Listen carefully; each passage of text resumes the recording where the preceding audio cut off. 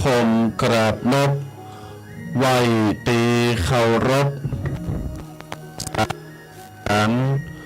ทรงเด็จปุถธะประตุนศักดิ์สวรรค์พระธรรมบาลกรรมสอนตันเจ้าสังฆ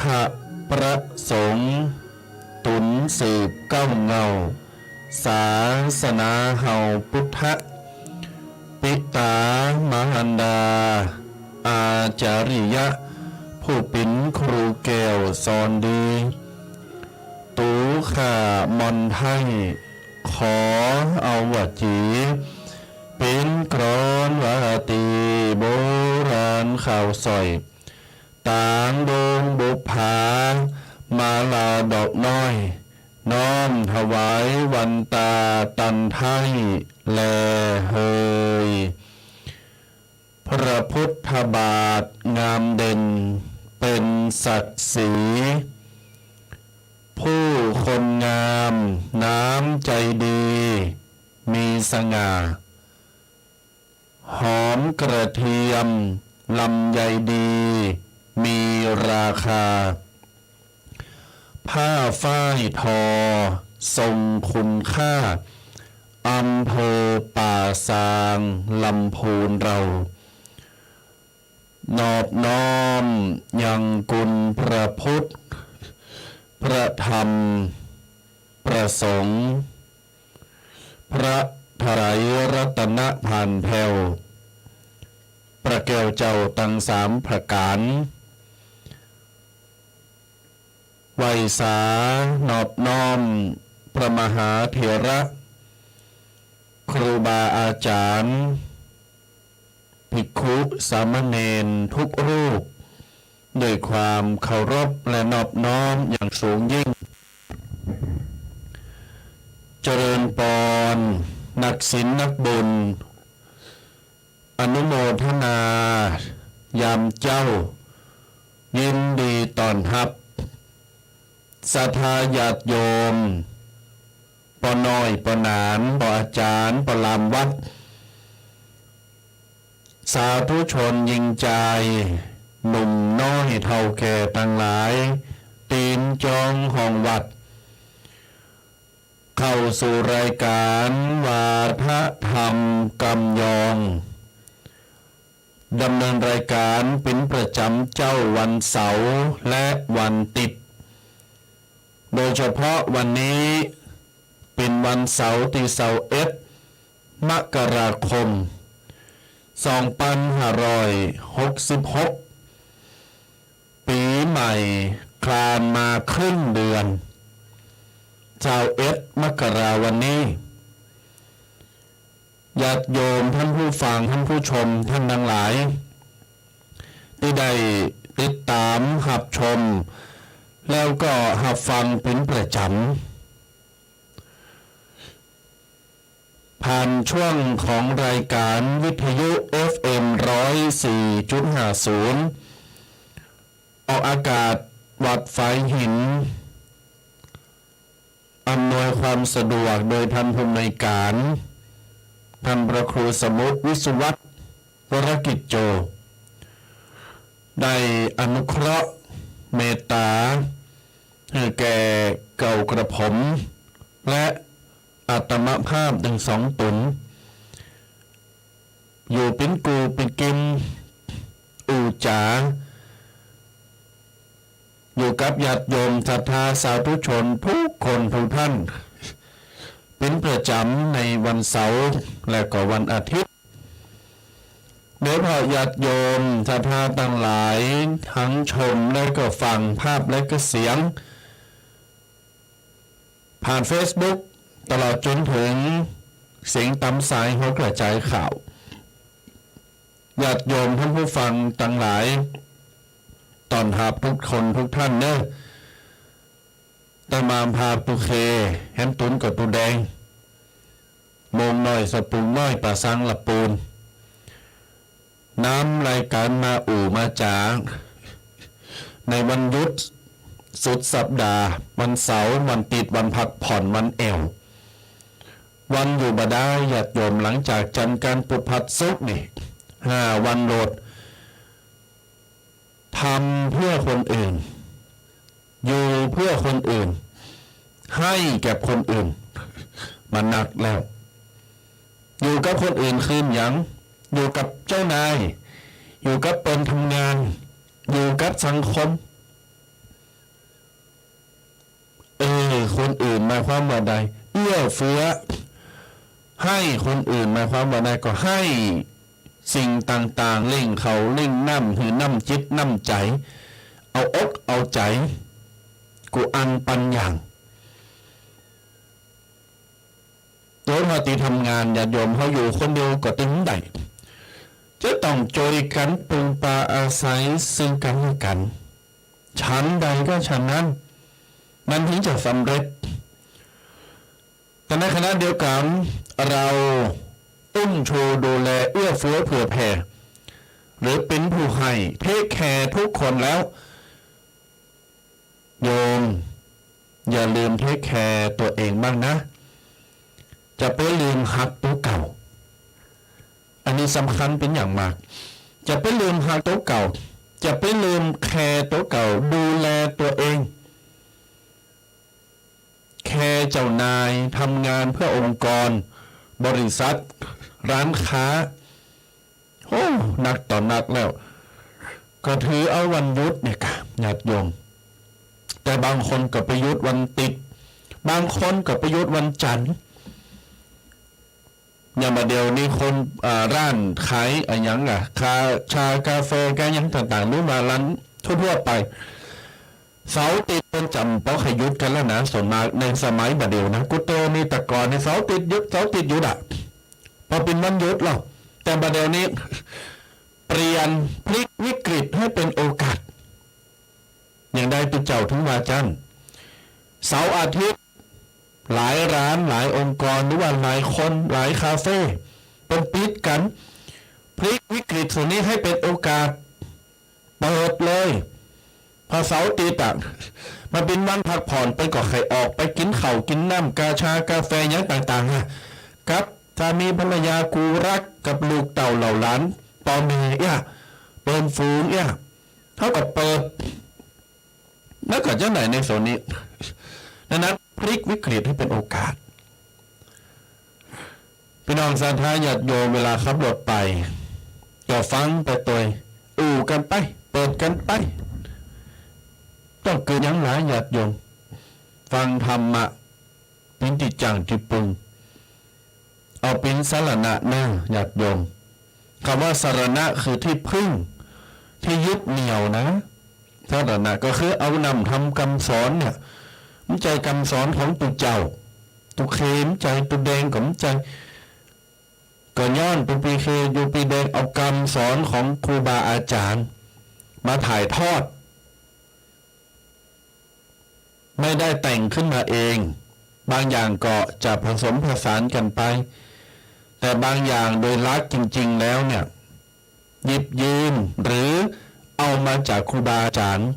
ครูพักเราลักจำแล้วก็นำมาเผยแพร่ต่อไปถ้าทำได้เก่งกาสามารถได้เป็นปราชญ์อย่างครูบาอาจารย์ความรู้อย่างน้อยนิดยังต้องคิดต่อเติมนานญาติโยมศรัทธาสาธุชนทั้งหลายท่านหนึ่งท่านได้กล่าวว่าคิดสูงให้ถึงดวงดาวสองเท้าจงก้าวย่ำติดดินเห็นประการหนึ่งเมื่อเราคิดจะบินสูงสักเท่าไหร่อย่าลืมเอาใจกลับมาไว้ที่เดิมสองอย่างแล้วนะอันนี้เป็นคำคมหรือว่ากำอูให้กำลังใจคีย์เวิร์ดให้กำลังใจคิดสูงให้ถึงดวงดาวสองเท้าจงก้าวย่ำติดดินแปลว่าอย่าลืมตัวอย่าลืมตัวเหมือนวัวลืมตีนงูควายในเวลามันอยู่ในเปอะในตมในนาในโคนตมนี่เวลามันได้ตีใหม่มันยิ้มได้อย่างต่างๆมันก็ไปนอนตีใหม่เนาะมันก็มันปิดมาตีเก่าแล้วเจ้าของเจ้านามันก็ลากไปตีใหม่ติ๊กๆหันปิดมาตีเก่า จะไปเหยียดโตมันอั้นอย่าลืมตัวเหมือนวัวลุมตีนกำเป็นว่าญาติโยมศรัทธาสาธุชนต่างหลายครูบาอาจารย์อีกท่านหนึ่งท่านก็บอกว่าคิดจากการปีกเบน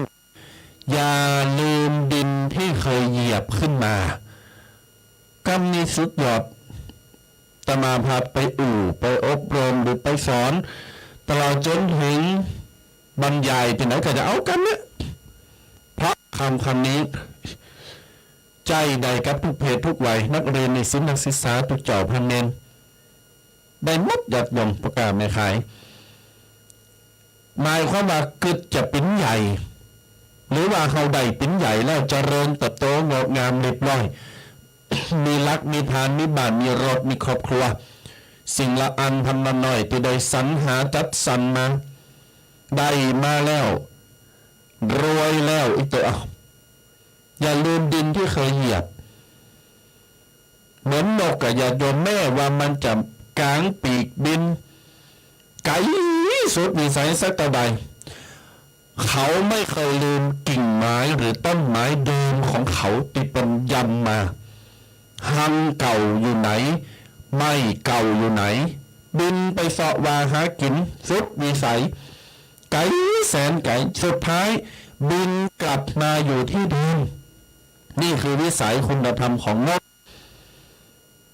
แห่ญาติโยมศรัทธาทั้งหลายดังนั้นจงทำตัวให้เป็นนกโบยบินอย่างสง่างามเฮามีทรัพย์สินเงินทองมีโจกมีลาภแล้วถูกหวยวะถูกหยังต่างๆได้หันได้นี่กลางปีกบินสง่าผ่าเผยคนเชยชมมีหน้ามีตาปูพอไปตรงไหนก็ห้องคุณ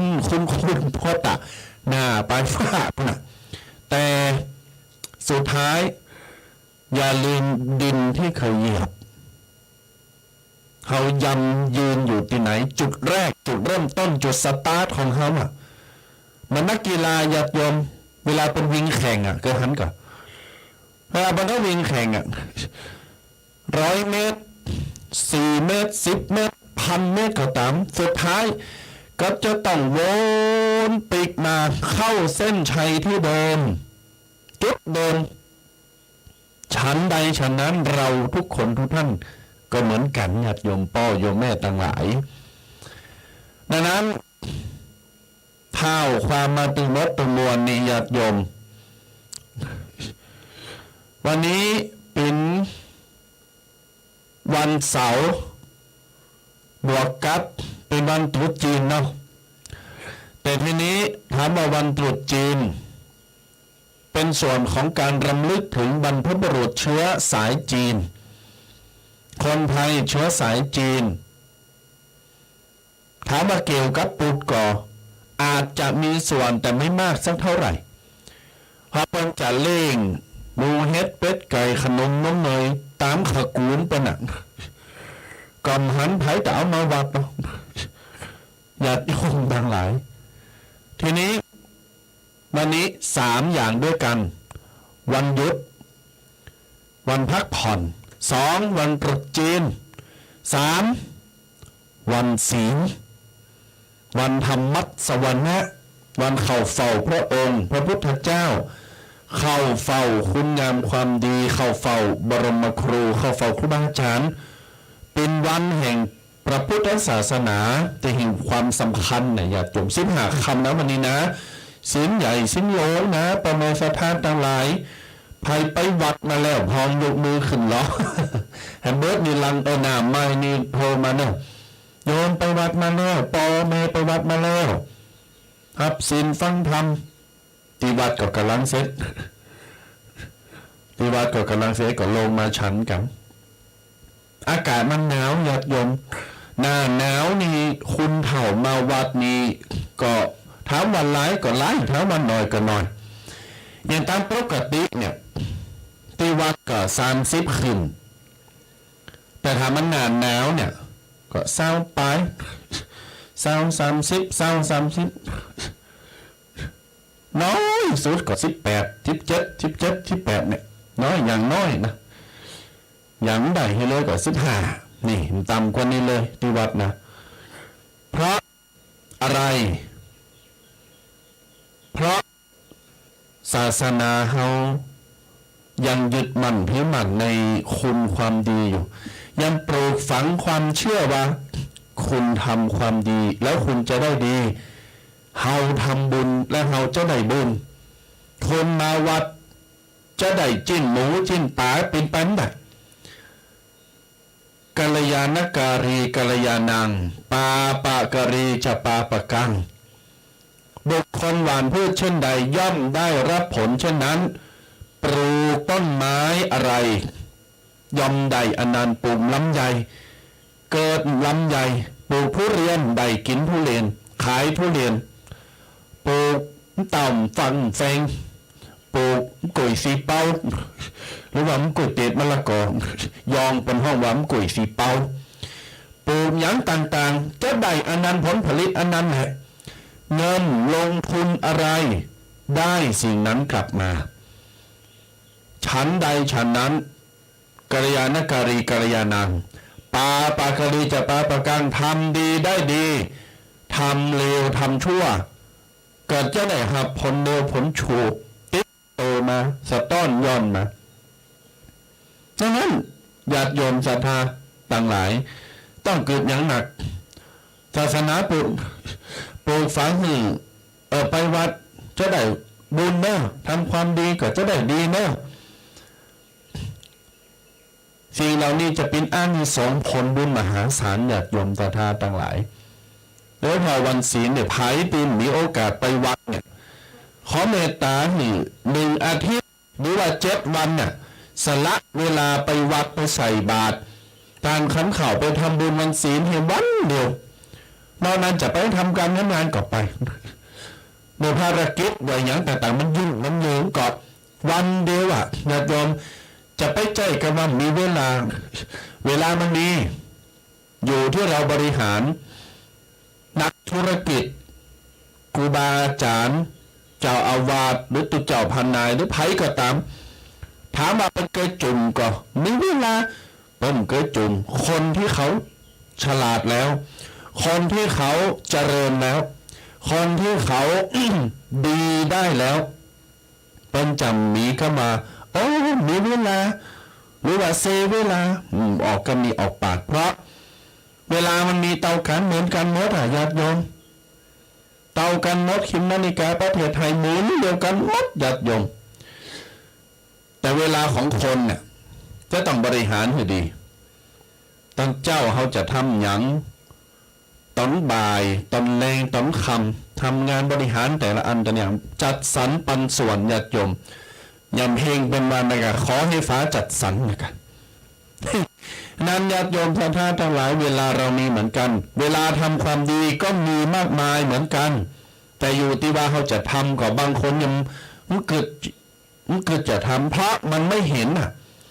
ไม่เห็นด้วยตาเนื้อนะแต่เห็นสัมผัสด้วยจิตใจและความรู้สึกญาติโยมวันนี้วันศีลก็เลยเปรยต้นรายการมานักหน่อยอยากจะดึงให้ญาติโยมเข้าวัดอยากจะให้ญาติโยมมีใจเข้าวัดให้น้องซ้ำคนเป็นสุมาอภัยว่าพิการหรือว่าเกิดอุบัติเหตุตลอดจนถึงร่างกายไม่สมบูรณ์แต่ใจเป็นเกินร้อยใจไหวพระสวดมนต์อยู่ที่วัดอันนี้ได้บุญถึงแม่ตนไปวัดแต่กายและแต่ใจและความคิดติดอยู่กับบุญน่ะทำบุญอยู่ตลอดใส่บาตรหน้าบานตลอดได้บุญดีกว่าคนบักไปขนาดญาติโยมศรัทธาต่างหลายดังนั้นบริหารเวลาในการทำความดีและบริหารเวลาในการทำบุญจัดสรรปันส่วนให้ดีเอาทุกสิ่งทุกอย่างความอุดมสมบูรณ์เข้าร่างกายอย่าลืมฉีดวัคซีนและบำรุงรากของหัวใจให้ดอกโบเบ่งบานในหัวใจตัวญาติโยมศรัทธาต่างหลายครูบาอาจารย์ที่เจ้าพระเนรหรือไผก็ตามที่เป็นดีแล้วเจริญแล้วเปิ้นก็ทำหันเปิ้นทำพอเยอะแยะมากมายไปพอเอาญาติโยมอย่างครูบาอาจารย์พระเถระหรือพระมหาเถระครูบาอาจารย์บุญเฒ่าบุญแก่หรือพระเนร เปิ้นก็มีเวลาเตาญาติโยมศีลเป็นปันศีลเปิ้นก็มีเวลาเตากันแต่ทำไมเขาบริหารจัดการชีวิตเราเวลาเปิ้นได้ทั้งที่กิจภาระหน้าที่เยอะแยะมากมายตั้งแต่ตมาพาเป็นเนนเป็นตุเจ้ามาใกล้ชิดกับครูบาอาจารย์เป็นร้อยเป็นปั้นได้ยินคำนี้เลยว่ามีเวลาเซเวลาเคยมีอันนี้อู่ออกปากกำแต่เลยบาอาจารย์ต้นเฒ่าต้นแก่หรือว่าคนที่เป็นมีเมตตามีความตระหนักนึกคิดจิตสำนึกเนี่ยญาติโยมเจ้ามาที่สี่แต่ปรากฏจะที่สามที่สี่ปรากฏต้องลุกมาละใช่เวลาส่วนโตอาบน้ำไปฟันย่างหน้าให้สักกึ่งชั่วโมงกินน้ำชากาแฟสิ่งที่ขาดไม่ได้เลยคือการสวดมนต์ญาติโยมวัดปฏิบัติพระเนนไม่สวดมนต์เหมือนคนไม่มีความรู้ขึ้นสู่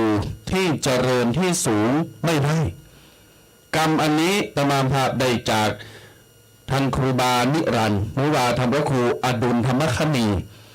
พระอุปัชฌาย์สมัยตมาภาพเป็นสามเณรอดีตเจ้าคณะอำเภอบันหงอดีตเจ้าวัดวัดบันหงหลวงวันที่ตมาพาไปกราบแล้วก็ไปโบสถ์กรรมนี้จำฝังใจที่สุดจนตอนเนี้ยลืมตนบอกว่าเนนเอ้ยพระเนนมาโสดมนต์มาไหวพระเปรตเหมือนคนที่มีความหู้เนอะ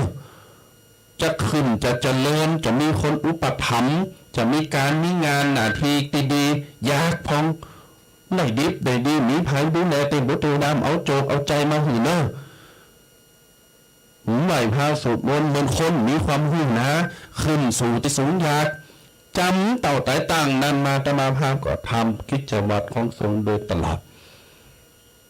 มหานิสนติเจอกรรมครูบาอาจารย์ตมาภาพหรือไม่ได้เก่งเท่าไหร่ไม่ได้เก่งเลยแต่อาศัยบารมีตยหอยครูบาอาจารย์ที่เขาเก่งก็เลยได้ครูบาอาจารย์ดีก็เลยดีได้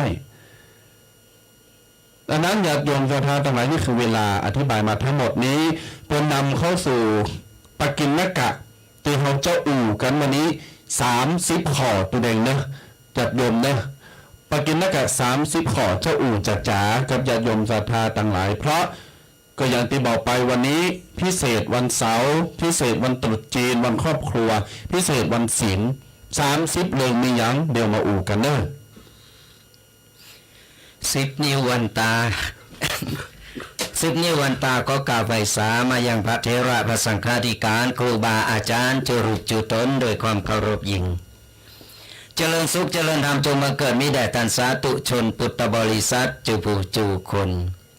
พอออกแม่ออกตีอยู่ตั้งบ้านฟังอยู่ตั้งบ้านก็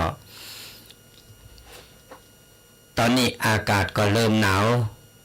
เข้ามาบางวันก็ร้อนบางวันก็หนาวสถานญาติโยมทั้งหลายเพราะฉะนั้นแล้วก็จะไปเรื่องสุขภาพนี่สำคัญที่สุดเราต้องดูแลสุขภาพของเราตัว ก็อย่างที่บอกวันนี้เป็นวันสำคัญหลายๆอย่างตัวกันเนาะก็อย่างพี่น้องเจอสายตั้งจีนคนจีนวันนี้วันตุจีนเปิ้นก็ได้กินได้ทานได้โมนกันก็บ่ว่าจะเป็นคนไทยคนจีนบ่ว่าจะเป็นคนที่ไหนก็เจอชาติใดก็ตามก็เป็นพี่น้องรวมโลกเดียวกันก็แสดงความยินดีกับเปิ้น ก็จะไปเรื่องสรายาโยมทั้งหลายทุกๆวันเสาร์วันติดพบกับรายการวาทธรรมกำยองกับตู้เจ้ายองสองรูปสองตนของเราได้จะได้มาพบปะมาเอิญมาตักมาตายสรายาโยมกันเป็นประจำตั้งแต่เวลา8 โมงจนถึง10 โมงโดยประมาณก็ไปเริ่มติดตามหรือไปฟังทางวิทยุก็ตามหรือว่าจะเป็นทั้ง Facebookช่อง YouTube หรือว่าช่องไลน์ต่างๆก็ตามก็กดไลค์กดแชร์กดติดตามกันไปคือกำลังอกกำลังใจกันไปเนอะและช่วงท้ายรายการนี่9 โมงเกิงนี่เขาก็จะเปิดสายให้ศรัทธาญาติโยมได้มาอู่มาได้มาตักมาตายกันตอนนี้ก็ไปที่เข้ามาพอใหม่หรือว่ายังแบบมีเบอร์โทรก็จะโทรเบอร์แห่งกำหนึ่งจดไว้ก่อนนะ จดไว้ก่อนนะจะไปฟังโทรมาเตอเกมปากกากันไว้นะ0826112245 เดี๋ยวท้ายรายการก่อนเปิดสายหน้าใหม่ก็โทรมามามาตักมาตายกันเป็นกำลังอกกำลังใจกันวันนี้เราจะเอาปกิณกะอายังเลิงอย่างได้มามากันก็สทาญาติโยมติดตามหับชมหับฟังกันอันใดดีอันใดตีมันเฮาสามารถที่จะก้อนใกล้เอาไปแล้วเอาไปปรับใจในชีวิตประจำวันของเฮาก็สามารถนำไปก้อนใกล้เอาไปสอนลูกสอนหลานเอาไปนำไปใจกับชีวิตประจำวันของเฮาก็ได้ปกิณกะต่างๆก็เฮาได้ค้นคว้าได้ก้นใกล้มาจากธรรมะต่างๆเฮาก็ได้เอามาเล่าสู่สาธารณญาติโยมฟังกันแห่งกรรมหนึ่งเพื่อเป็นการเดียวจะได้นำไปดำเนินชีวิตในแต่ละวันอย่าประมาทในการใช้ชีวิตก็ไปลืมกันนะสาธารณญาติโยมติดตามลามต้อยกันไปเลยแล้วก็กำลังอกกำลังใจกัน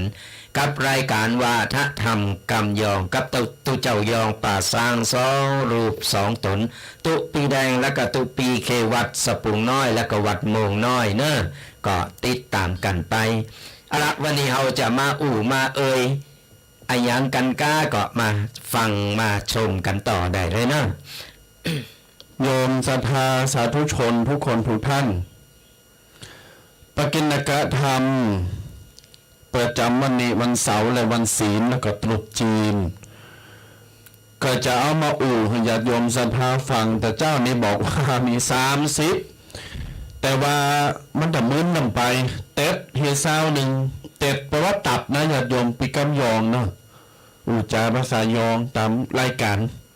เต็ดไปเฮียเศร้าหนึ่งบัดเดี๋ยวนี้สโคบมาเรื่องซิปมาตัวแดงเนาะเอาเฮียซิปหนึ่งเผอซิปในตัวแดงโคเอาบันไดมากรีไก่ก็เดี๋ยวตัวเล่นเป็นยังนะไผ่หุ่นโอ้กะเอาญาติโยมจะทาต่างหลายแต่เจ้าเฮากันเลยว่าเป็นลืมเฮาแล้วนะก็เฮาตกน้ำบอมแต่เอาเกินถ้าเอาเจอเอาไม้ดึงมาเป็นขึ้นมาลุกไปญาติโยมเฮามาไม้หรอพี่น้องศรัทธาญาติโยมศรัทธาสาธุชนทุกคนทุกท่านปกิณการทำวันนี้ไก่โตไก่หยีญาติโยมศรัทธาขนาดใครที่ชมอยู่ทาง Facebook ทาง YouTube ก็จำตัวจืดตัวแล้วก็จดไปตัวก็ได้นะญาติโยมนะปกิณการทำเบื้องต้นนะครูบาอาจารย์เป็นบอกว่าคนโง่มักอวดฉลาดคนฉลาดมักแกล้งโง่คนอวดเก่งเขาอวดฉลาดมักไม่ฉลาดจริงแต่คนจริงแต่คนที่เป็นเก่งจริงรักจริงฉลาดจริงเป็นจำโอนเนี่ยสักอย่างดังนั้นนำมาถึงมีคุณสมบัติเนี่ย30 ข้อแต่เขาตัดไป20หรือ10 นึงญาติโยมตัดไป20 นึงข้อที่1ญาติโยมคนเฮาเวลารักแล้วเป็นคุณใหญ่แล้วอีกตัวเนาะมีกำหูกำอู่กำจ้าความสามารถใหญ่แล้วเนี่ยข้อที่1เป็นบอกว่ามักจะเป็นคนอู่เก่งแต่ไม่พูดมากเพราะหู้ว่าคนอื่นเป็นจะฉลาดขึ้นได้ก็ย้อนว่าฟังสุดสูสังรับหเตปัญญังฟังตีดีจะเกิดปัญญาความหู้อันนี้ข้อที่1ญาติโยมนั้นมันหมายความว่าคนที่เป็นรักแต่เป็นที่เก่งแต่เนี่ยเนาะตัวแดงเป็นจำไปพำไปสอนคนอื่นโดยติมมีตุ่มสายไปเหตุสอนด้วยหลักการและเหตุผลจริงๆเป็นไปโอดว่าโอ้ลำไรไฟดับบ่อูบัดเนี่ยเป็นหอนกับหูดับตัดใหม่แบบมีลักมีเกณฑ์วะพูดให้น้อยพู พูดได้น้อยอย่าโยมศรัทธาทั้งหลายทุกเดินก็จุ้ยใครหัวหอมเนี่ยทุกเดินนั้นมาได้คือมึงเนี่ย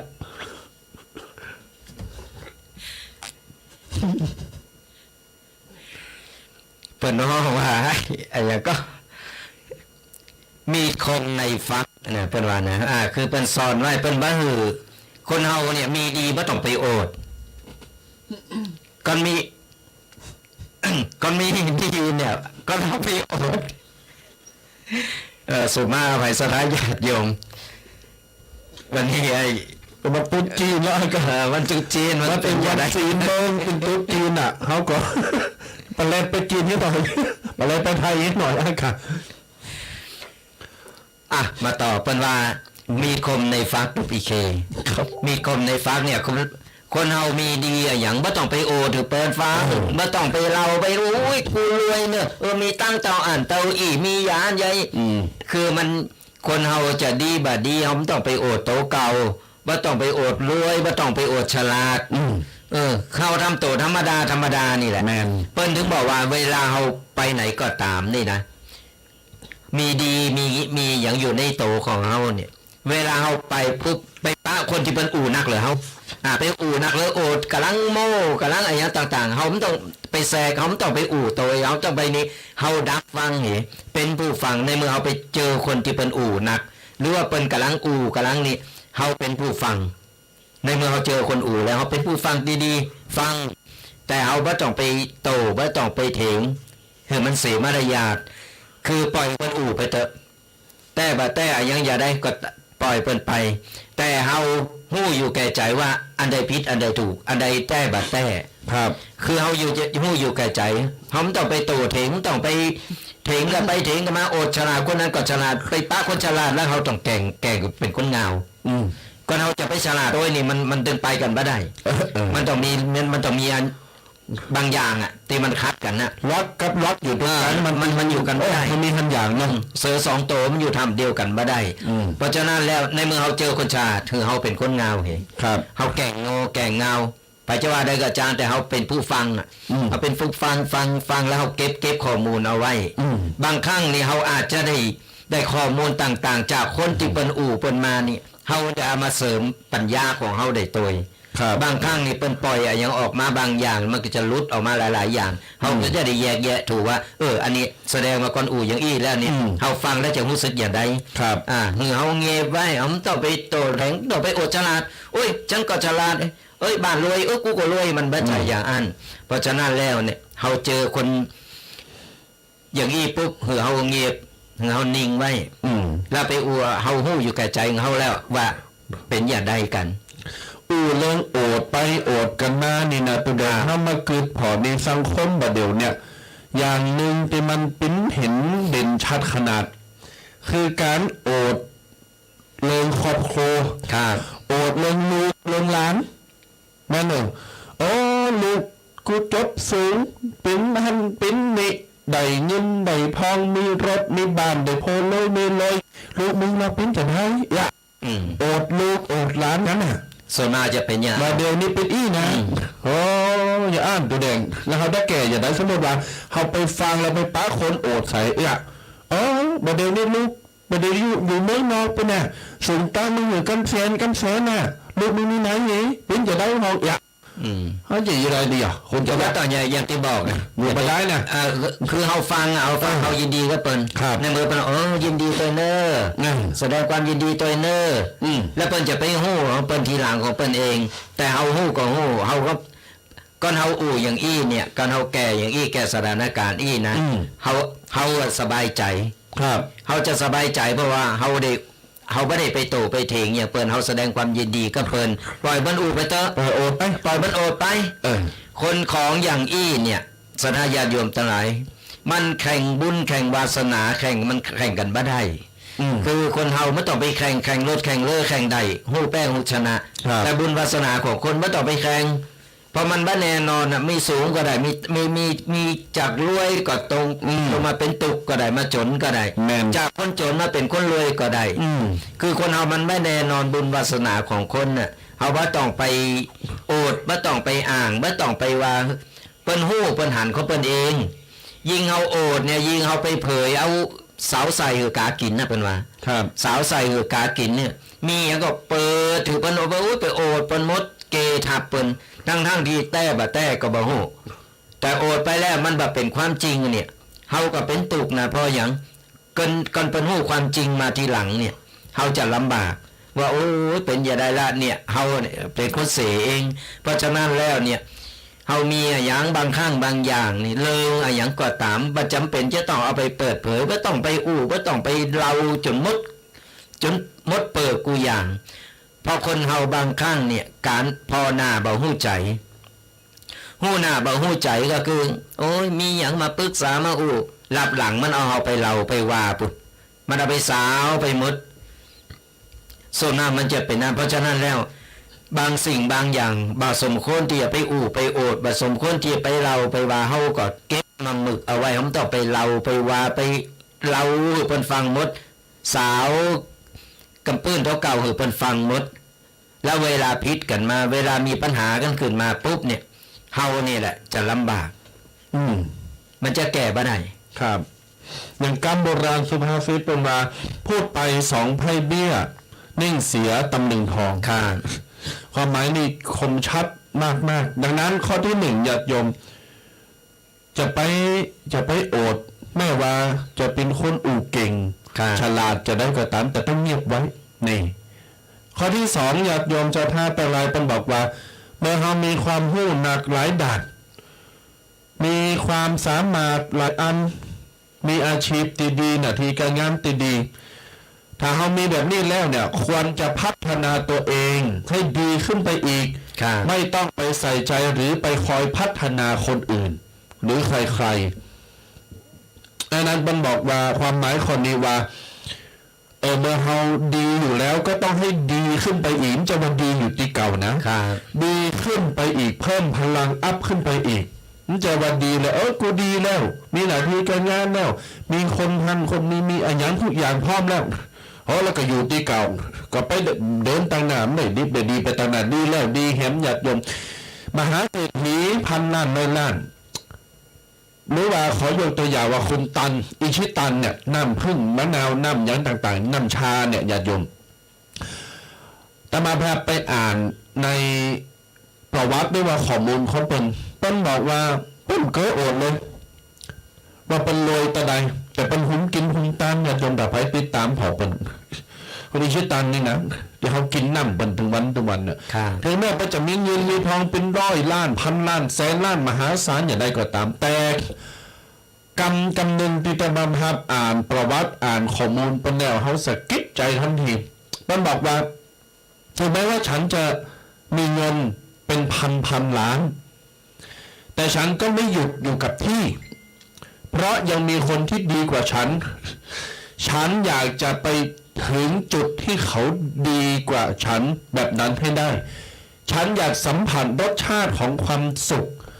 ฉันอยากสัมผัสและริมรองรสชาติแห่งความสำเร็จว่ามันเป็นอย่างไรปนบอกว่าตอนนี้ถามว่าฉันสำเร็จในชีวิตหรือยังมีเงินเป็นพันล้านถามว่าฉันสำเร็จหรือยังฉันอยู่เฉยๆได้หรือยังเปิดบอกว่าฉันอยู่ได้แล้วแต่ฉัน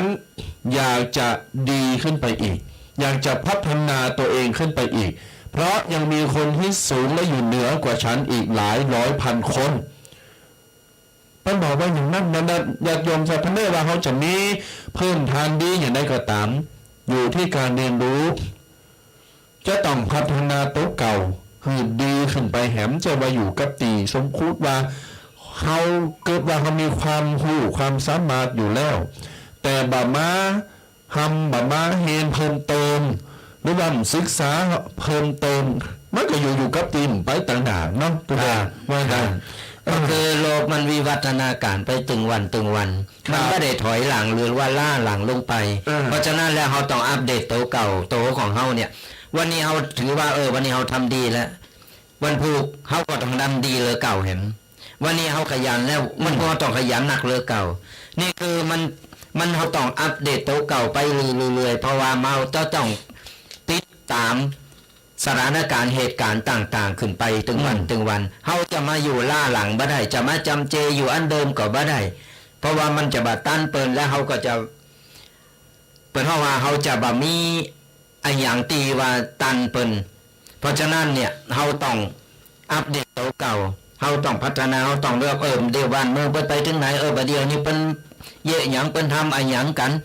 เปิ้นทำธุรกิจอันหยังที่ว่าก้าวไกล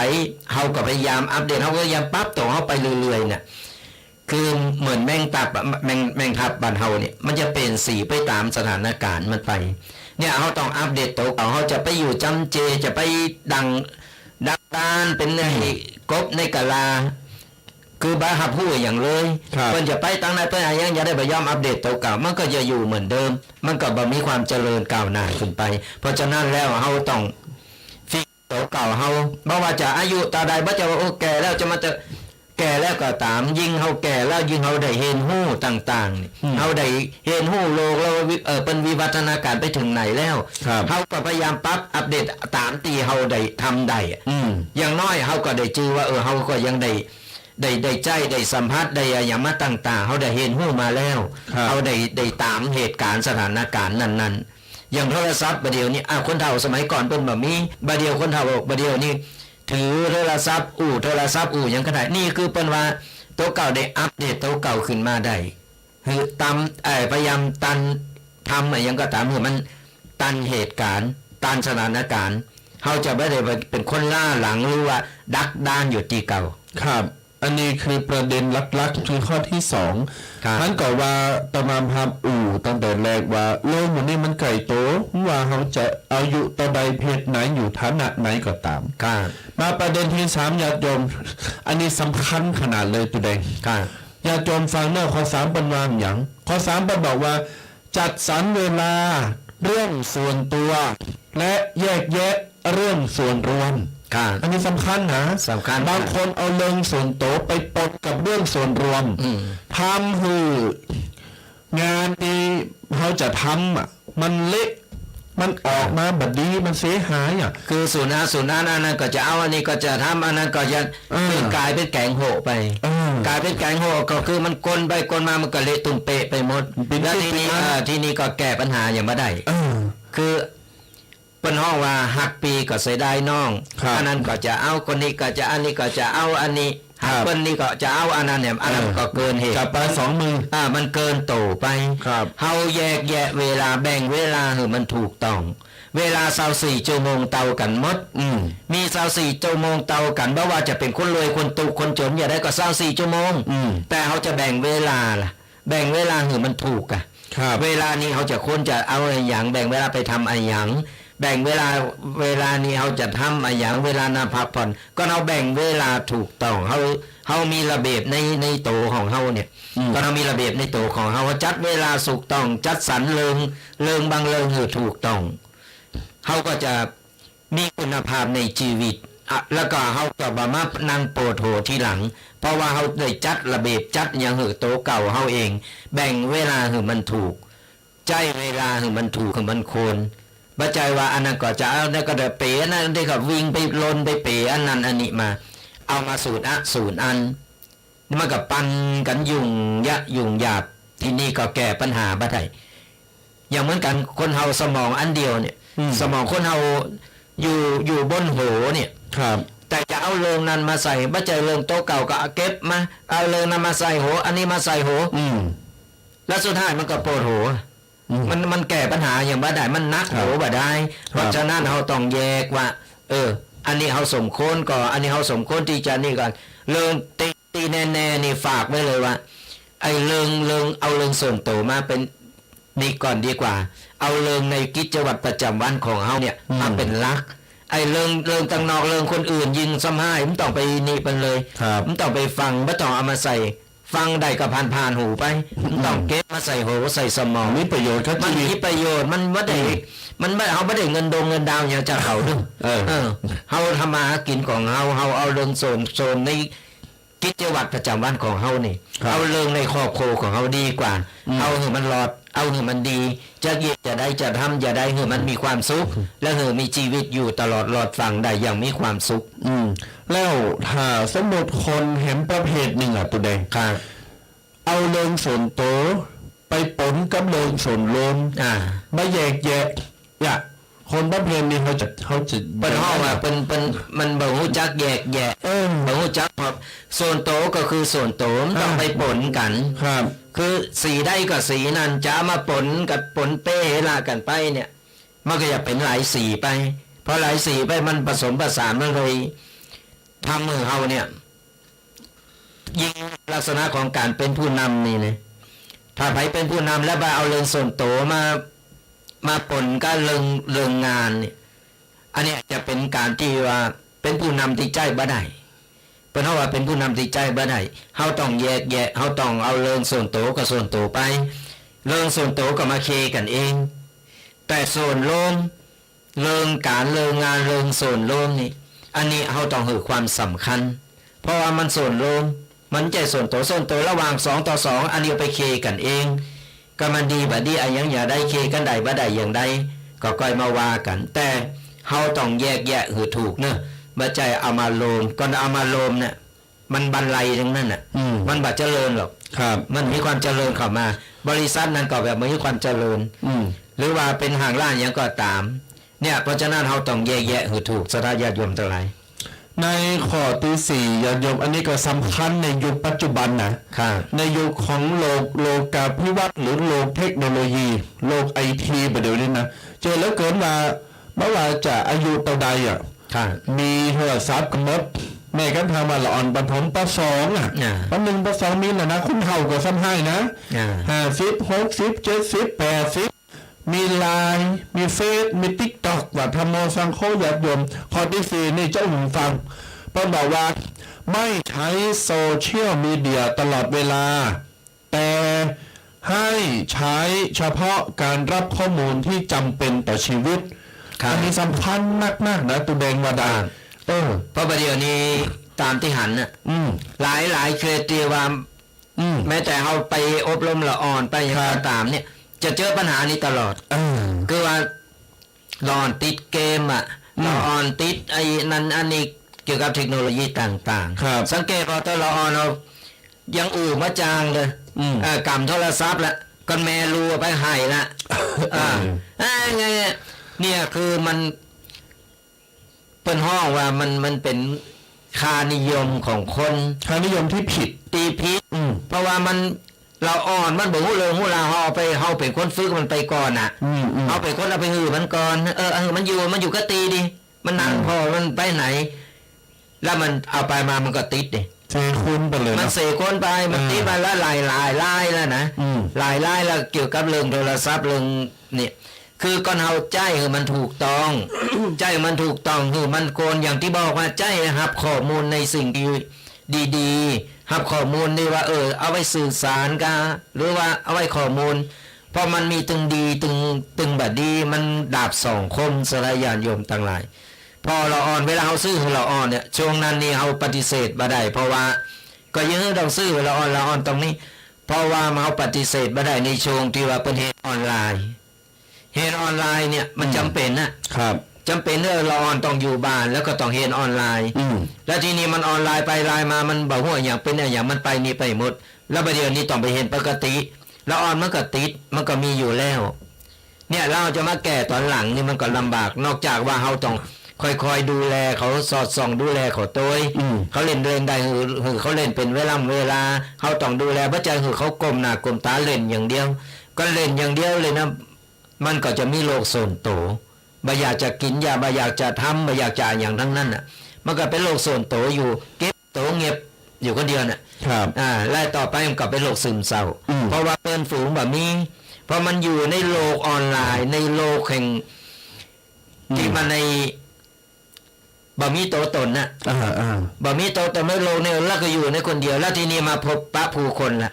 เพื่อออกมาเข้าสังคมลำบากแล้ว วางตัวลำบากมันเข้ามาจางมันลำบากเพราะว่ามันได้อยู่อย่างอันแล้วเพื่อออกมาปุ๊บต่อไปบ่อยากจะพบปะผู้คนบ่อยากพบปะผู้คนเสร็จปุ๊บที่นี่ก็ซึมเศร้าละไม่ไปคบไม่ไปก็เพราะว่าโตเฮาทำโตเองสุดท้ายก็ขาดตัวตายสุดท้ายก็ฆ่าตัวตายหาตั้งออกอย่างอี้ว่าไผก็บ้าหักไปก็คือเรื่องของเรื่องก่อนไผจะเล่งลูกอย่างอี้ถ้าเป็นไปได้นะพ่อแม่ยุคใหม่เนี่ยไผมีลูกมีหลานประจำเป็นนี่คือมันละอ่อนมันวนพ้นนิติภาวะไปก่อนแล้วก็ซื้อก็เขามีเขาก็ต้องบอกโดยเหตุโดยผลเขาฟังก่อนแต่ส่วนมากมันหันเปินมีมันก็ใครมีมันก็ใครได้ใครได้จิ๊กอันนี้สำคัญจมูกนี่สำคัญแต่ก่อนเขาด้วยเหตุด้วยผลอธิบายเหตุผลก็ฟังใหญ่ก่อนนอใหญ่เหลือนี่เอ็มหน่อยนอตั้งใจเฮ็ดเดี๋ยวจะซื้อคือเป็นแรงจูงใจเขามันก็ร้อนมันจะนี่ก่อนเขาว่าโอ้ยลูกให้โอ้ยหักลูกเป็นอย่างเดียวพอซื้อไปแม่ซื้อสุดท้ายฆ่าลูกโตเก่าฆ่าลูกตั้งอ้อมนะครับก็พอแล้วตึงวันเนี่ยอย่างที่หันนี่แหละเราอ่อนเล็กเราอ่อนน้อยบ้าจางเธอเตียวยังบ้าจางเธอกำโทรศัพท์เลยคนแม่รัวไปให้ดินตายเนี่ยมันเป็นอย่างอี้นะมันเป็นเรื่องจริงสนาญาติโยมทั้งหลายเพราะฉะนั้นเราต้องช่วยกันหาทางออกทางออกในทางที่ถูกต้องก็คือว่าสอนเขาด้วยเหตุด้วยผลยกเหตุผลมาเขาฟังก่อนแล้วก็อธิบายให้เขาฟังเราอ่อนมันก็เจอพอจิมาอยู่แล้วเราไม่ต้องไปหักลูกหักในทางตีบาถูกต้องครับมีซื้อลูกใครได้ก็ซื้อแล้วไม่ต้องไปจูว่าอย่าอันนี้เราจะซื้อโทรศัพท์นะเดี๋ยวเนี่ยเราอ่อนมันมีความหวังเกินแล้วที่นี่มันจะโทงมันจะติดอกติดใจอยู่หันเราต้องว่าอายุต่ออีกกันเนาะก็นี่ตอนนี้เห็นอย่างเนี้ยตั้งใจเห็นแต่ซื้อแน่นอนแต่ว่ายังมาถึงเวลาอย่างเขาก็ต้องไปบัดเดียวเราอ่อนมันแก่แดดดูอายุ10 ปลายนี่11 12นี่โปโตมันมีบะฮู้ไปอย่างเป็นฮู้ไปอย่างเต็มโทรศัพท์ไปหมดบางทีบาเดียวเนี่ยมันยอดฮิตดู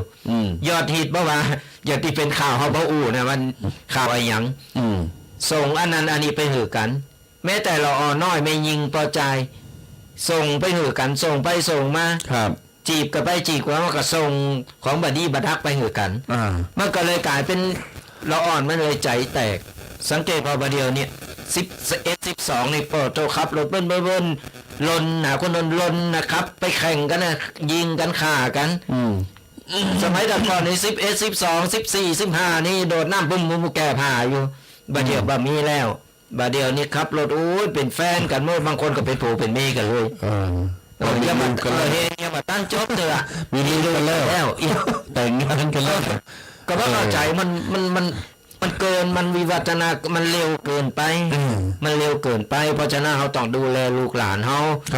ต้องสอดส่องดูแลจะปล่อยปะละเลยเกินไปแล้วเวลาเกิดปัญหาขึ้นมาเฮานี่แหละเสียอกเสียใจแม่นครับดังนั้นอันนี้คือสื่อโซเชียลญาติโยมศรัทธาต่างหลายนี่คือข้อเสียเป็นบอกว่าต้องรู้จักการใช้ให้เป็นแล้วก็เลิกใจให้มันเกิดประโยชน์อันนี้มันใจว่าเฉพาะลูกหลานอ่อนอย่างเดียวต้องอยู่ตีคนใหญ่ตัวคนใหญ่ก็เหมือนกันเป็นวันนี้ก็ติดสื่อโซเชียลเยอะเกินมากๆเนาะอันนี้ก็ขอฝากในประเด็นที่4ต่อมา ขึ้นทาง ข้อที่5ญาติโยมศรัทธาทั้งหลายเป็นบอกว่าเราจะต้องกลับมามีรอยยิ้มและมีความสุขอย่างรวดเร็วต้องให้สิ่งที่มันตุกอกตุกใจสิ่งเลวร้ายออกไปจากสภาพจิตใจออกไปจากร่างกายตนโตเฮาให้ได้กรรมภาษาวัยรุ่นหรือว่ากรรมสมัยปัจจุบันยุค 5G ชองปันสาว3เป็นห้องว่า move on จะต้อง move on ให้ได้หมายความว่าอดีตช่างมันผ่านไปละต้อง move on จากอดีตเอาปัจจุบันให้มันดีที่สุดถ้าเขาไปฝากจิตฝากใจฝังกับความรู้สึกอยู่ตั้งหลังกับอดีตมีทางที่จะเดินก้าวไปตั้งหน้าได้อย่างสง่างามและมีความเจริญนี่ถ้าไผจมปลักอยู่กับอดีตแต่อย่าแบบอดีตกูปิ้นจะอั้นปิ้นคนตุกคนบัดดีคนบัดงามมีมีฟุ้งจะอั้นจะอีกถาโถมดูถูกหรือบูลลี่ตัวเองจนทำให้สภาพจิตใจตัวเก่าย่ำแย่ แบบนี้การไปขบเปินขบฝูงก่อมได้ ค่ะ อยู่กับไผ่ก่อมได้ไปวัดไปทำบุญก่อมได้โจดจำอยู่กับอดีตอะ ค่ะ ไปทางหนามใหญ่ไปทางหนามมีความเจริญจะไม่สามารถค้นพบและไม่สามารถอยู่ในจุดที่มีความสุขได้ ค่ะ นี่โดยเฉพาะคนใหญ่อะเยอะ ค่ะ แสดงสำคัญนะคุณเฒ่าคุณใหญ่ประเดี๋ยวอะ เปิ้นบอกว่า คนเฮาจะก้าวเดินไปตั้งหน้าเนี่ยบ่ต้องไปเหลียวหลัง ก้าวเดินไปทางหน้าเอามุ่งมั่นด้วยกับความมุ่งมั่นของเอาเอาก้าวเดินไปเลยมันต้องไปเหลียวพอตั้งหลัง เหมือนกันสระญาติโยมทั้งหลายการที่เราจะใจชีวิตถึงมันก้าวหน้า จะใจชีวิตถึงมันก้าวหน้าเราไม่ต้องไปเอาอดีตมาฝังใจเราไม่ต้องไปเหลียวพอในอดีต ว่าเอาเกยอย่างได้มา มันอดีตเขาผ่านมาแล้วมันปิกไปแก่อย่างไม่ได้เขาอาจจะผิดพลาดเขาอาจจะสมหวัง แต่มันเป็นบทเรียนแต่มันผ่านมาแล้วเขากึดว่าปัจจุบันนี่เขาเย่อย่างอยู่เขาทำอย่างอยู่เขากึดติจับทำอะไรอย่างเอาปัจจุบันของเขาเป็นตีตั้งก่อนเรามองหาอนาคตเขาว่าเขาจะก้าวเดินต่อไปจะก้าวไปทางใด จะไปซ้ายไปขวาหรือจะไปตั้งหน้านี่มันเป็นโตของเขายิงเขาได้ก้าวออกไปตั้งหน้าเขาได้ไปค้นหรือว่าได้ไปหาประสบการณ์ใหม่ๆขึ้นมาเนี่ยเต่าก็ว่าเขาได้ค้นคว้าโตตนของตัวเองว่าเขารู้จักโตตนเขาแล้วว่าอ๋อนี่คือโตตนที่แท้จริงของเขาว่าเขาต้องการอะไรอย่างว่าเขาเกิดมาเพื่ออะไรอย่างมาทำอะไรอย่างบัดใจว่าจะไปตั้งหน้าก็มาหงหลังมาหงตั้งหลังก็คืออดีตโตเก่าว่าโอ้ยแต่ก่อนเยยานแต่ก่อนยาอันอย่างนี้มันแปลว่าพะวงเพราะฉะนั้นเขาเด็ดเดียวเขาถึงจะค้นโตตนของของโตเก่าตีแท้จริงได้ว่าถึงจุดหมายแล้วนี่คือความต้องการของเขายิ่งเขาใจชีวิตสระญาติโยมต่างหลายเขาใจชีวิตดำเนินชีวิตของเขาโตตนของเขาในเมื่อเขาใหญ่มาแล้วเขาบรรลุนิติภาวะแล้วเขาพร้อมที่จะบินออกไปแล้วบินออกไปสู่โลกภายนอกเนี่ยแต่ในเป็นชีวิตของเขาแหละเขาจะบินไปทางใดเขาจะบินไปเพื่ออะไรอย่างนี่เขาต้องมีคำถามของเขาไม่ต้องไปเหลียวหลังไม่ต้องไปพอไม่ต้องไปนึกถึงอดีตผ่านแล้วผ่านเลยก็คือเป็นบทเรียนของเขาเอาเก็บไว้เป็นความทรงจำมาได้แต่ไม่ต้องเอามาเป็นกำกึดไม่ต้องเอามาเป็นปมด้อยตัวเก่า ครับ คือเขาคือในว่าเขาเคยผิดพลาดมาบ่เป็นหยังเขายังมีชีวิตอยู่ ครับ เขาจะก้าวเดินไปทางหน้าเอาต่อเอานั้นมาเป็นปมด้อยเขาคือเขาก้าวเดินไปเลยก้าวเดินต่อไป อดีตผ่านไปแล้วเขาทำให้มันดี ครับ ในเมื่อมันผิดพลาดไปแล้วในเมื่อนั้นเป็นบทเรียนเขาแล้วเป็นมันผิดพลาดไปเป็นบทเรียนของเขาต่อไปเขาจะไม่หูผิดพลาดแล้วเขาหู้ละจุดด้อยของเขาคืออะไรอย่างเขาผิดพลาดอะไรอย่างมาเขาจะก้าวเดินต่อไปเขาหู้แล้วว่านี่คือเขาเคยผิดพลาดไปแล้วเขาก้าวไปเขาจะมาทำแบบแล้วเขาทำในสิ่งที่ว่าดีเขาคิดว่าจะทำแล้วก็คือมันดีที่สุด ครับ นี่คือชีวิตการใช้ชีวิตของเขาคือเขาก้าวไปตั้งหน้าไม่ต้องไปเร็วหลัง ครับ ก้าวไปตั้งหน้าติ๊กๆแล้วเอาปัจจุบันของเขาเนี่ยเป็นการดำเนินชีวิต และเพื่อมองอนาคตไปตั้งหน้าว่าเขาจะไปอย่างไรต่อ นั่นคือตัวตนของเขาเองเขาจะได้หู้จักตัวเก่าว่านี่คือตัวตนของฉันเอง ครับญาติโยมครูบาอาจารย์ เป็นบอกว่าเมื่อเราเชื่ออย่างไร ชีวิตเราก็จะเป็นเช่นนั้น หรือว่าเราอยากจะให้ชีวิตของเราเป็นจะใดอยู่ที่เราเชื่อแบบนั้น เราอยู่ที่เราเชื่อแบบไหน อันนี้สำคัญที่สุดดังนั้นสรุปขอนี้ว่าจะต้อง move on จากอดีตคือใดไปพบกับความสดใสและความสุขในอนาคตที่รออยู่ ต่อไปข้อที่6ญาติโยมข้อที่6เป็นบอกว่าเมื่อเราหู้โตละว่าเรามีความสามารถไม่ว่าจะด้านหยังต่างๆจงควักเอาความสามารถมาใช้ให้เกิดประโยชน์ทั้งกับตัวเองและคนรอบข้างบางคนขีดจีความสามารถมีความหู้จริงแต่ไปจอยเหลือสังคมไปจอย สรรสร้างสร้างสรรค์ไปจอยพัฒนาวัดวาอารามบั่นจองหอเฮือนหรือสังคมหรือหมู่บ้านให้มันเจริญงอกงามจังแต่คนตึงหลายแล้วเขาตึงเจอกันได้เขาตึงเยะได้ยะสำคนหันแก่โตเนี่ยตัวเดิมคนเรามันต้องช่วยกันคนละไม้ละมือน้ำใจเนาะส่วนโลมครับเนาะว่าส่วนโลมคือเรามีความสามัคคีไผมียังก็ช่วยเหลือกันไปปีหู้หนึ่งน้องหู้สองก็ช่วยเหลือกันไปเข้ากันไปจากงานนักก็กลายเป็นงานที่วันหน่อยที่ว่าเป็นงานที่ว่ามันโมนมันงันเป็นงานที่สำเร็จได้ง่ายในการสามัคคีก็เนี่ยมาเก่งกันคนนั้นอย่างคนนี้ว่าคนนี้มันหู้นักก็อิดนักมันก็ถูกแต่ว่าคนเราในเมื่อทำโซนโลมโซนโลมเขาอยู่โซนโลมเขาไม่จะอยู่ตัวคนเดียวในโลกนี้มันจะมีเขาคนเดียวด้วยเขาต้องปรับสถานการณ์ปรับเหตุการณ์ตัวเก่าเขามีอย่างก็ช่วยเหลือกันไปแบ่งเบากันไปนี่คือความสามัคคีที่สามารถที่จะอยู่โลมกันอย่างมีความสุขได้ครับคนเฮาในเวลามีความสามารถเหมือนกันครับแต่ละด้านเฮาก็มาโจยมาซุบใส่กันคนเฒ่ามันก็จะทำให้ลุลงไปโดยดีอันนี้ปู่ต้นนั้นมาตึงจังแล้วกุ้มไปอีสมาตัวอีต้นนั้นมาตึงใดมาตึงเยะได้สว่ามาตึงแฮมกินได้มาตึงทำอาหารได้กุ้มไปปนนั้นน่ะมาตึงเยะอันนั้นได้กุ้มไปยุงได้ก็ที่บอกว่าคนเฮานอกปีหู้หนึ่งนอกหู้สองครับคนหนึ่งหู้อย่างคนหนึ่งหู้อย่างก็ผสมประสานกันไปบัจจัยว่าบางทีมันมีคนนี้อยู่แล้วก็บ่เป็นยาเฮาก็ไปหันเพื่อเฮาได้ช่วยอะไรอย่างก็ได้อย่างน้อยก็ได้อย่างน้อยเนี่ยเฮาได้ไปได้ได้ได้หันหน้าหันตากันยิ้มแย้มแจ่มใสหากันแล้วก็ช่วยเหลือยิบหันหน่อยนี่หน่อยในเมื่อเพิ่นฮู้แล้วพอเฮาก็ปล่อยเพิ่นได้เฮาก็ช่วยอย่างอื่นได้ก็ช่วยตับนิดๆหน่อยๆกันไปเนี่ยมันถึงจะอยู่กันอย่างมีความสุขอย่าเพิ่นเฮาว่าสามัคคีกันในการที่ว่าอยู่ส่วนรวมเขาจะมาบอกฉันเก่งแล้วฉันเนี่ยเดี๋ยวมันตึงมาง้อมันตึงมาถามมันก็บ้าได้เห็นมั้ยเขาจะไปอย่างอันไปทำอย่างอันสนาญาติโยมทั้งหลายครับคือเขามีความสามารถเขาก็บางครั้งนี่นะเป็นอาจจะหู้แต่ว่าหู้มาถึงกับเขาหรือว่าบางทีเขาหู้แต่บางหู้มาถึงก็เปิ้นมันแลกเป็นกันดูแลกเป็นกันได้บางทีเอาอาจจะหู้แต่หู้บางอย่างเขาก็อาจจะบ่หู้เท่าที่เปิ้นหู้ มันก็เอามาแบ่งปันกันไปมันก็จอยกันไปงานมันก็จะสำเร็จครับ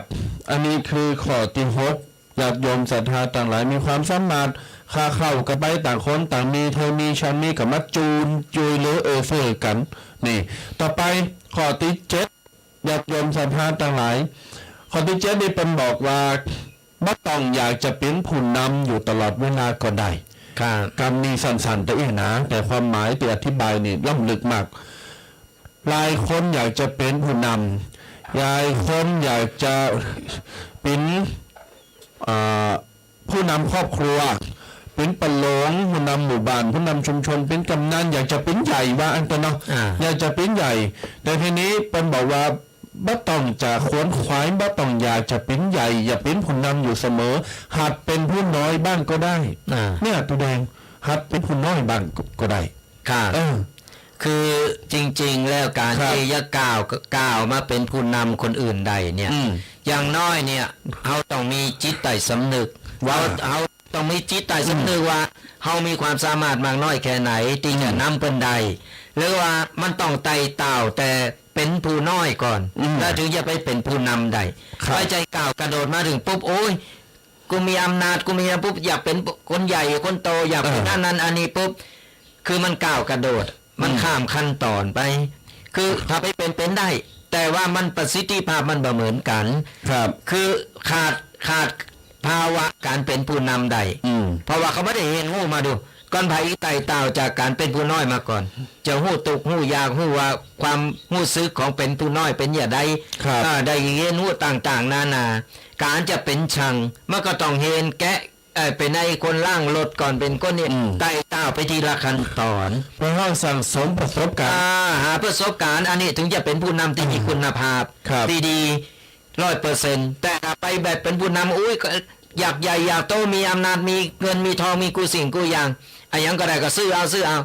สุดท้ายบ่มีประสบเป็นผู้นำได้แต่บ่ประสบความสำเร็จในการเป็นผู้น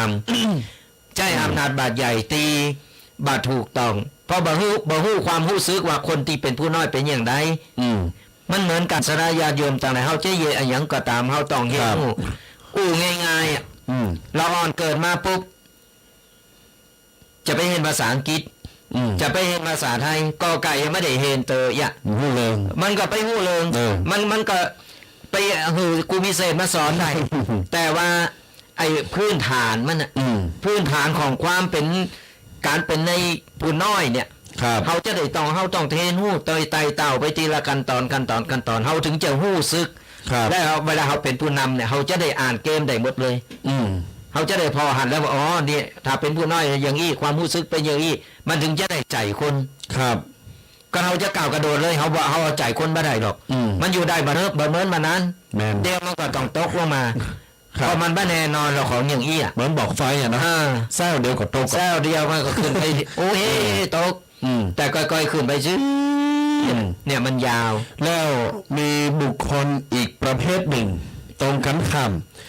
ที่ได้ขึ้นมาเป็นผู้นำโดยไม่ชอบทำอันนี้บอกก่อนว่าบ่ได้พาดพิงใส่ไผ่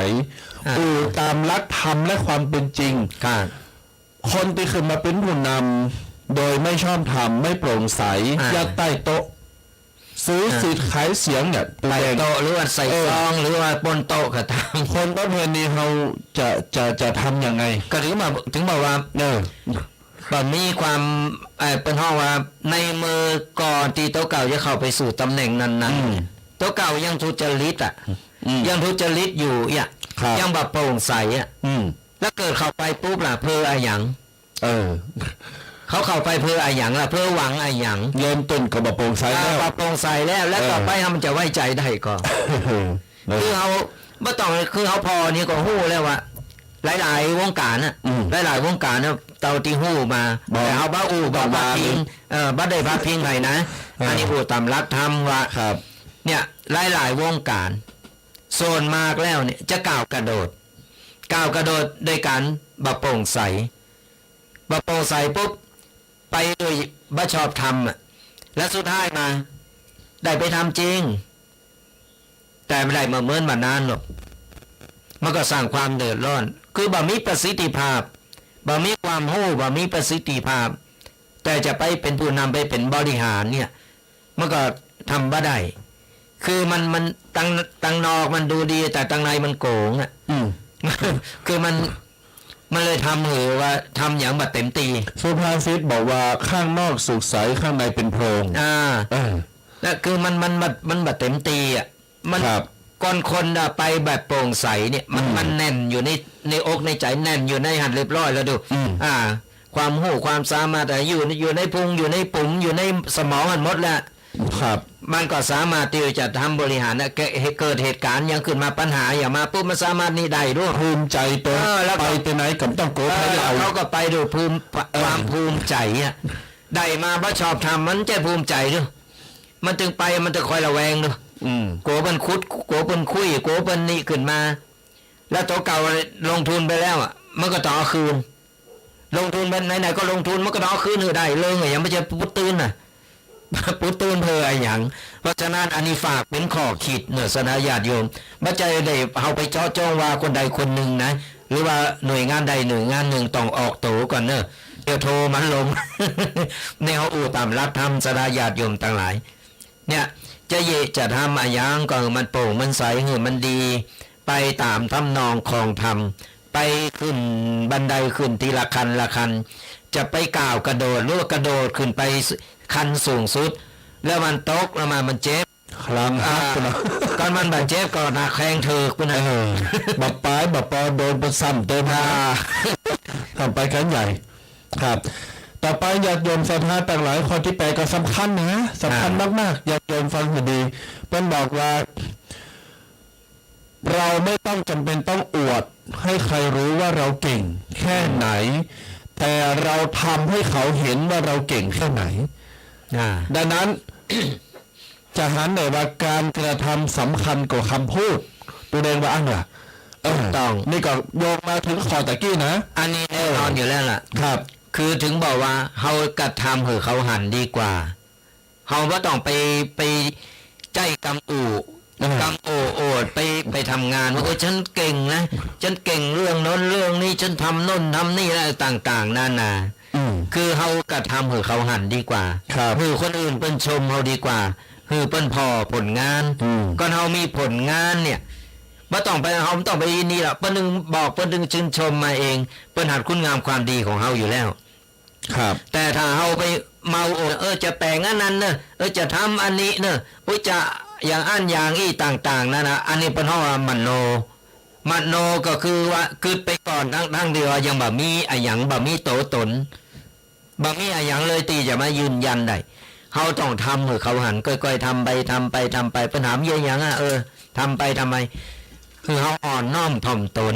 บ่ต้องไปโอดไปอ้างบ่ต้องไปโอดเก่งบ่ต้องว่า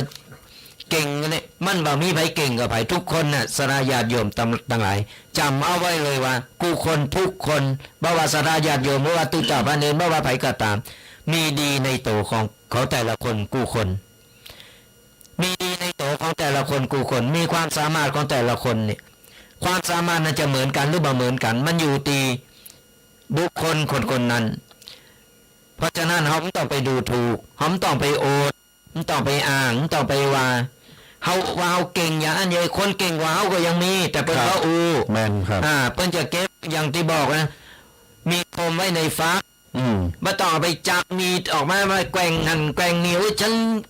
เก่งฉันอย่างนี้มันบ่ใช่คือเฮาเงียบไว้เฮาจะมีดีเปิ้นว่ามีดีหึงเงียบเอาไว้ครับต่อมาโอดมาอ้างบ่ต้องมางัดออกมาครับเปิ้นฮู้ปัญหาของเปิ้นเอง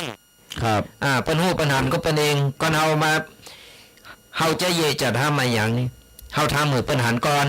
หันผลงานแล้วก็เอาก่อยว่าทีหลังครับบ่ใจว่าไปอู่ก่อนแต่ผลงานจะบ่มีเกิดทำบ่ได้ขึ้นมาปุ๊บเฮานี่แหละจะโดนครับเพราะฉะนั้นขายขี้หน้าอันนี้คือข้อ8ญาติโยมศรัทธาต่างๆต่อไปรองสุดท้ายคือข้อที่9ครับข้อที่9นี่ก็สำคัญเหมือนกันญาติโยมเป็นบอกว่าไม่ต้องมีชื่อเสียงก็ได้ เพื่อเป็นการทดสอบในการสร้างคุณความดีมันหมายความว่าสมมติว่าถ้าเฮาเกิดว่าเฮามีชื่อเสียงโอ้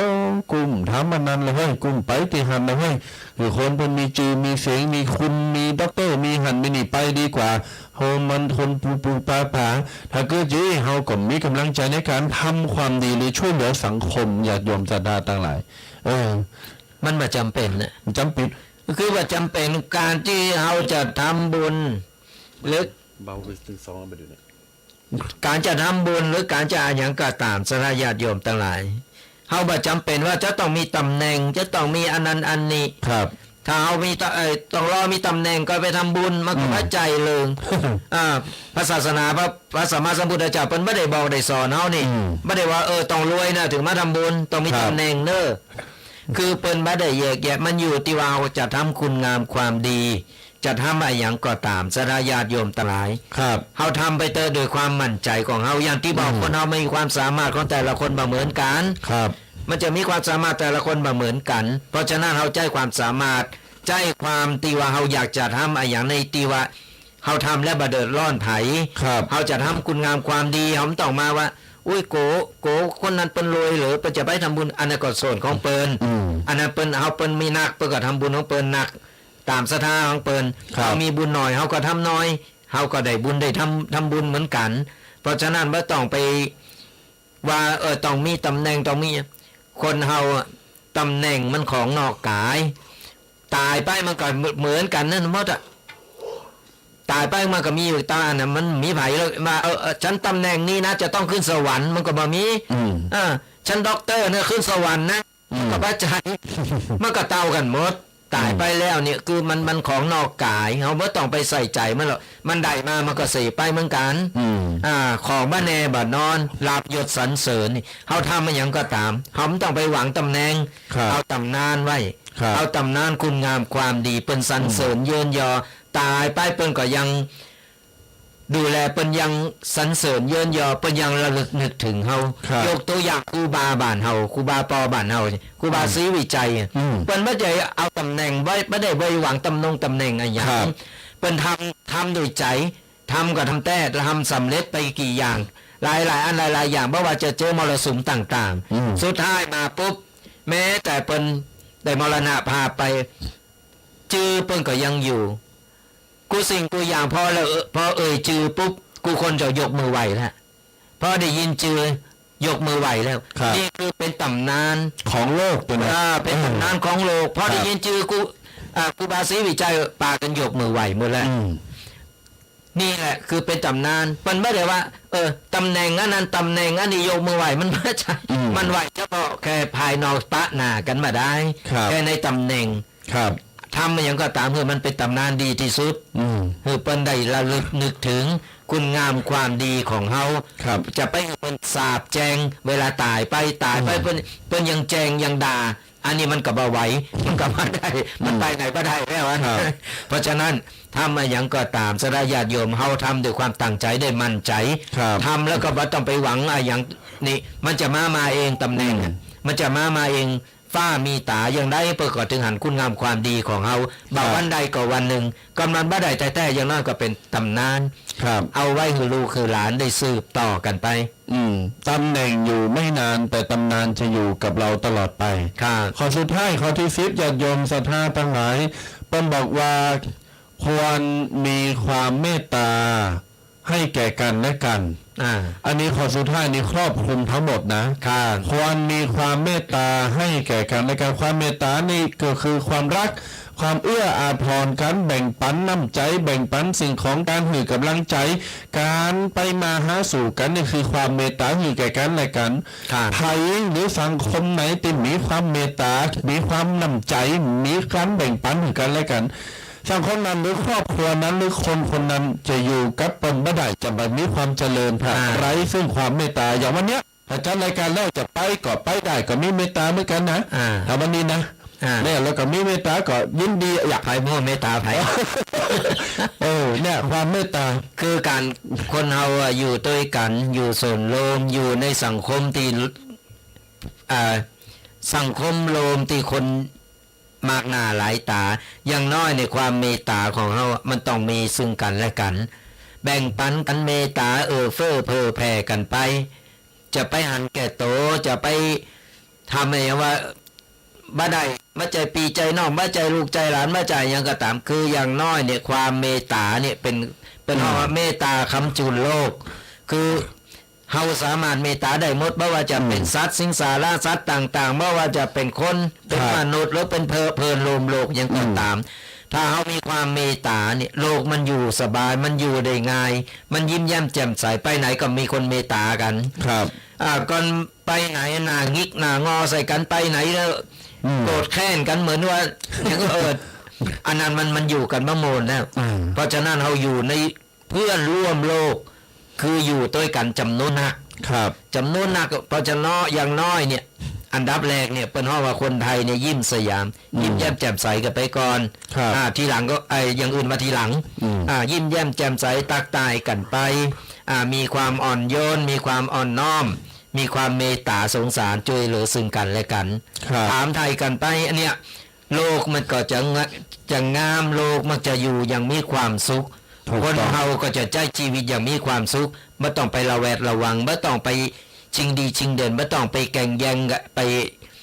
โกรธไปเกลียดกันครับอันนี้คือ10ข้อที่สรุปมาให้กับญาติโยมศรัทธาจาก30ข้ออันนี้ก็หวังว่าจะเป็นวัคซีนจิตใจแล้วก็คงจะไปทำให้ญาติโยมใดตระหนักแล้วก็ทำให้ญาติโยมใดนำกลับไปพิจารณาแล้วก็ไปทำต่อไป9:41 นาทีญาติโยมศรัทธาทั้งหลายต่อมานี้เราจะได้เปิดสายหน้าไมเนอร์โยมพ่อโยมแม่ศรัทธาท่านผู้ฟังทั้งหลายเปิดสายหน้าไมเจริญปอนได้โทรมาอุจากันเบอร์เดิมเนอร์0826112245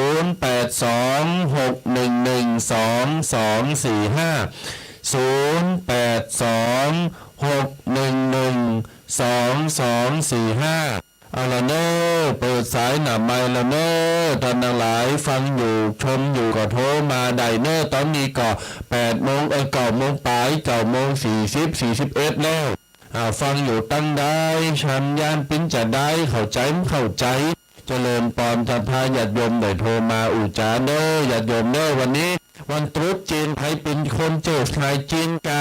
ปิ้นก้างใดก็โทรมาอวยพรกันเลยเนาะโทรมาอวยพรผู้เจ้าซินเจยุอีเป็นนี่ต้องใช้นะ ญาติโยมเนอะ0826112245หน้าไมค์รอหับสายเนอะโทรกันมาเนอะฟังอยู่ตั้งใด อากาศเป็นได้พองวันนี้รู้สึกจะหนาวมาหน่อยหนึ่งแต่ยังบอกแหละสดาญาติโยมทั้งหลายพยายามทำร่างกายของเฮาให้อบอุ่นเอาไว้มันจะหนาวจะร้อนอย่าได้เฮาร่างกายของเฮาต้องมาก่อนเพราะฉะนั้นดูแลสุขภาพกันโทรมากันนะ0826112245โทรมามามาหือกำลังอกกำลังใจกันฟังกันอยู่ตั้งใดแฟนปันแต่ไปตั้งใดวันนี้ก่อนบ่ถ้าบ่โทรมาก้าสารากลางนะ โทรกันมาเนอะฟังอยู่ตั้งใดเฮาก็จะได้ฮู้ว่าสัญญาณเป็นได้พองเฮาจะได้เอามาแก้ไขปรับปรุงก็มันดีแล้วก็คือยินดีตัวก็แสดงว่าสัญญาณของเฮาชัดเจนเพราะฉะนั้นแล้วโทรมาบอกมากล่าวมามามาหือกำลังอกกำลังใจกันเนอะโทรกันเข้ามา0826112245บางคนก็กำลังผิงไฟอยู่ก้าวันนี้วันหยุดมาแล้วสายหนึ่งเลินปอนไม่สาวจ้าจะดีหรอวันนี้นี่เสียงชัดขนาดเลยเขาจิตใจดีขนาดเขาก็ตัวที่โชว์ชาเนี่ยอย่างนั้นผมอ่ะเจ้าโอ้โหฟังซึ้งมากยังแม่เก็บข้าวละกันเจ้าแม่ลูกวัดมากินข้าวก็มาเปิดตู้ปีกับตู้ลูกฟังนี่วันนี้มันเสียนนะไปวัดไปมาแล้วเนาะดีแล้วดีใจตัวกี่เขาน้ำลงละวันลูกจะไปบ้านวงเนี่ยพอมางานศพก้าเจ้าเลี้ยงโรงทานกะมีญาติเปิ้นจวนไงเปิ้นจะไปเลี้ยงโรงทานน่ะวัดปะป่วยก้านี่จ้าวัดปะป่วยก้าเจ้าหิมห้วยการให้กับหิมบ้านตุ้ลูกให้กับหิมขนมดีใจก็ได้ไปปะตุ้ลูกตุ้ปีงานได้ทำพงศพเนาะเดี๋ยวได้มาก่อเดี๋ยวก็ตั้งใจกันได้วันนี้ฟังแล้วเป็นได้พ่อม่วนเนาะเข้าใจดีทุกคำทุกอย่างก่อนทุกข้อก่อนแล้วนี่แม่นละมันได้ยินตัวลูกกับตัวปีมาได้ยินแล้วก็ชื่นหัวใจการงานนี่ปวดท้องเป็นซิปเป็นปันก็น่ะถึงวันอีกก็ได้มีเวลากับมามาจ่ายก็ดีใจเนอะโยมแม่นโมทนาเนอะบุญรักษาจะเดินต่อสาธุญาติโยมศรัทธาทั้งหลาย0826112245ให้จะโทรมาก็โทรมาเนอะโยมจุนก็โทรมาได้เนอะโยมแม่บุญศรีก็โทรมาได้โยมแม่สมศรีใจบุญก็โทรมาได้โยมแม่นุชดาพรอุปนันท์ชมอยู่ฟังอยู่ก็โทรมาได้โยมแม่พันธุมดวงทากาศนี่อยู่ตั้งใดก็อุจาร์ภาคใต้ปราศัยกันไหนญาติโยมท่านผู้ฟังต่างหลายเนอะเลินปาในนโมทนาวันศาสตร์เจ้ามาแล้ววันนี้มาได้สิ่งนี้เนาะไม่เพราะว่าอันกาหนาวก็จึงมาอย่าเจ้านะไปวัดมามันหนาวมานะวะยังไม่ได้เต็มนะได้ฟังปลายเมื่อฟังปลายฟังถึงข้อไหนเต้มันมาถึงตอนคนยังฟังอ่านกะไปวัดมาแล้วเล่าจากไปวัดวันพวกใหม่นะวันพวกใหม่วันพวกผู้ใดตัวเดียวเนอะพวกทีงานเห็นไหมวันพวกทีงานตัวเดียวเห็นไหมวันพวกผู้ใดตัวเดียวพวกสิประจานรองเท้าเนาะวงสงการมาต้องโทรมาเต้เนอจะรายการอยู่โยมแม่นโมทนาบุญรักษาเนอสาธุ สาธุเจ้า เจริญพร0826112245 ยังเป้าโยมแม่ท่านผู้ฟังศรัทธาต่างหลายโทรมาตักไตอุจจากันเช้านาทีต่อหลังนี้ก็เป็นการเปิดสายหนาไม้อุจจาในรายการวาทะธรรมกำยองประจำวันเสาร์และก็วันติดเนอร์ บางคนเพิ่นก็ไปวัดไปว่ากำลังปิกมากันมาฟัง ก็ไปพอฟังย้อนหลังก็ได้หรือว่าพอย้อนหลังก็ได้เนอะทางช่อง YouTube หรือว่า Facebook หรือว่าทางไลน์ของรายการหรือว่าของตุ๊กปีแดงก็ได้เข้าไปพอใน Facebook แล้วก็ฟังรายการย้อนหลังกันไปฟังแล้วกดไลค์กดแชร์กดติดตามกันเนอะฝากกันเอาไว้โดยสระญาติโยมทั้งหลายแชร์ไปก็ได้บุญไปคนที่เปิ้นบ่ได้ฟังเปิ้นก็ได้ฟังเปิ้นฟังแล้วเปิ้นเข้าใจเปิ้นนำไปใช้ไปปฏิบัติเอาก็ได้บุญได้กุศลเหมือนกัน เป็นการฝากบุญกันเจริญพร ค่ะราชการค่ะ โยมโจรใช่ไหม จ้าไปวัดเพิ่งมาค่ะ สบายดีนะ จ้าสบายดี ไม่ได้เจอกันและไม่ได้คุยกันเป็นปีเลย แต่ก็เห็นมากดไลค์ในเฟซทุกเวลาทุกวันเลย ขอบคุณมากอนุโมทนาถือเป็นกินหนึ่งกำลังใจเหมือนกันนะ จ้า ยมจนไปวัดที่ไหนอ่ะ วัดวิเวกอะค่ะ อ๋อ เรานักวิค่ะนักวินิตุจะมาเลี้ยงน้ำอีกหรือเปล่าคะ จะมาเลี้ยงน้ำที่ไหน ก็ปีที่แล้วมายังไม่ใช่เหรอ ที่ไหนอ่ะ ที่วัดวิเวกนั่นนะ อ๋อวัดวิเวกวนารามเขาจะเข้ากรรมวันไหนอ่ะ เขายังไม่กำหนดวันเพียงแต่ว่าเขาพูดกันแล้วค่ะ ไม่เป็นไรเดี๋ยวเขาหาโอกาสไปเดี๋ยวใช่ปีที่แล้วก็ยังไปอยู่จำได้อยู่อะไรนะคะปีที่แล้วยังไปอยู่ได้โอเคนะโมทนาได้จนได้เจริญพร0826112245ญาติโยมศรัทธาโทรมาหน้าไมค์ไดเนอร์มาเดี๋ยวนี้9:50เพียง10 นาทีละนะจะบายทูมอร์โลแล้วเนอญาติโยมเนอโทรมากันได้เนอะยังมีเวลาพออยู่สระญาติโยมทั้งหลายโทรมามาเอ่ยกันมาเป็นกำลังอกกำลังใจกันได้ยินเสียงสระญาติโยมมาโทรเข้ามามันก็ดีอกดีใจเนาะสระญาติโยมทั้งหลายเป็นการกำลังเฮาคือกำลังใจเปิ้นก็คือกำลังใจกันอันเนี้ยคนเฮาอยู่ด้วยกันก็คือกำลังใจซึ่งกันและกันแบ่งปันสิ่งดีๆไปคือกันและกันมันก็อยู่กันโมนกันโมนเพราะฉะนั้นแล้วก็ไปลืมนะสระญาติโยมทั้งหลายไปฟังรายการอยู่ก็กดไลค์กดแชร์ไปฟังย้อนหลังหรือช่อง YouTube Facebook ช่องไลน์ต่างๆนี่ก็กดไลค์กดแชร์ไปได้บุญได้กุศลเหมือนกันเนี่ยเปิ้นก็จะได้เป็นกัลยาณมิตรที่ดีต่อกันไปครับก็อย่างที่บอกไปตะกี้ว่าวันพุธจะมาพาขออนุญาตลาแห่งวันหนึ่งเนอะก็ติดงานบรรยายเกี่ยวกับตังกศนอำเภอสันทรายเชียงใหม่นะครับก็จะได้ไปเป็นวิทยากรบรรยายให้เป็นนะครับหับสายหนำไม้สายที่6โยนจะลำต้นกดสายกดพักสายสายบ่าหันแต่คุ้นเถ่าอันนั้นก็โทรมาได้ญาติโยมเริ่มผู้ก่อวันอาทิตย์ก็สามารถฟังกันได้รายการนี่ก็เสาร์ติดทุกเสาร์อาทิตย์ยกเว้นแต่ว่าทางสถานีจะไปถ่ายทอดสดทางตุเจ้าจะติดอย่างก็ว่าไปเจริญปอนเจ้าไหวสาเจ้าแต่กี้โกดพักสายใส่กันเห็นได้มีดนตรีตั้งมาตัวมันดับไปอยู่นั่นประเด็นนี้แม่ฟังสัญญาณนี่เป็นนายพ่องไม่แตกก็บัดแตกแล้วเนาะบัดแตกเนาะดีละโอ้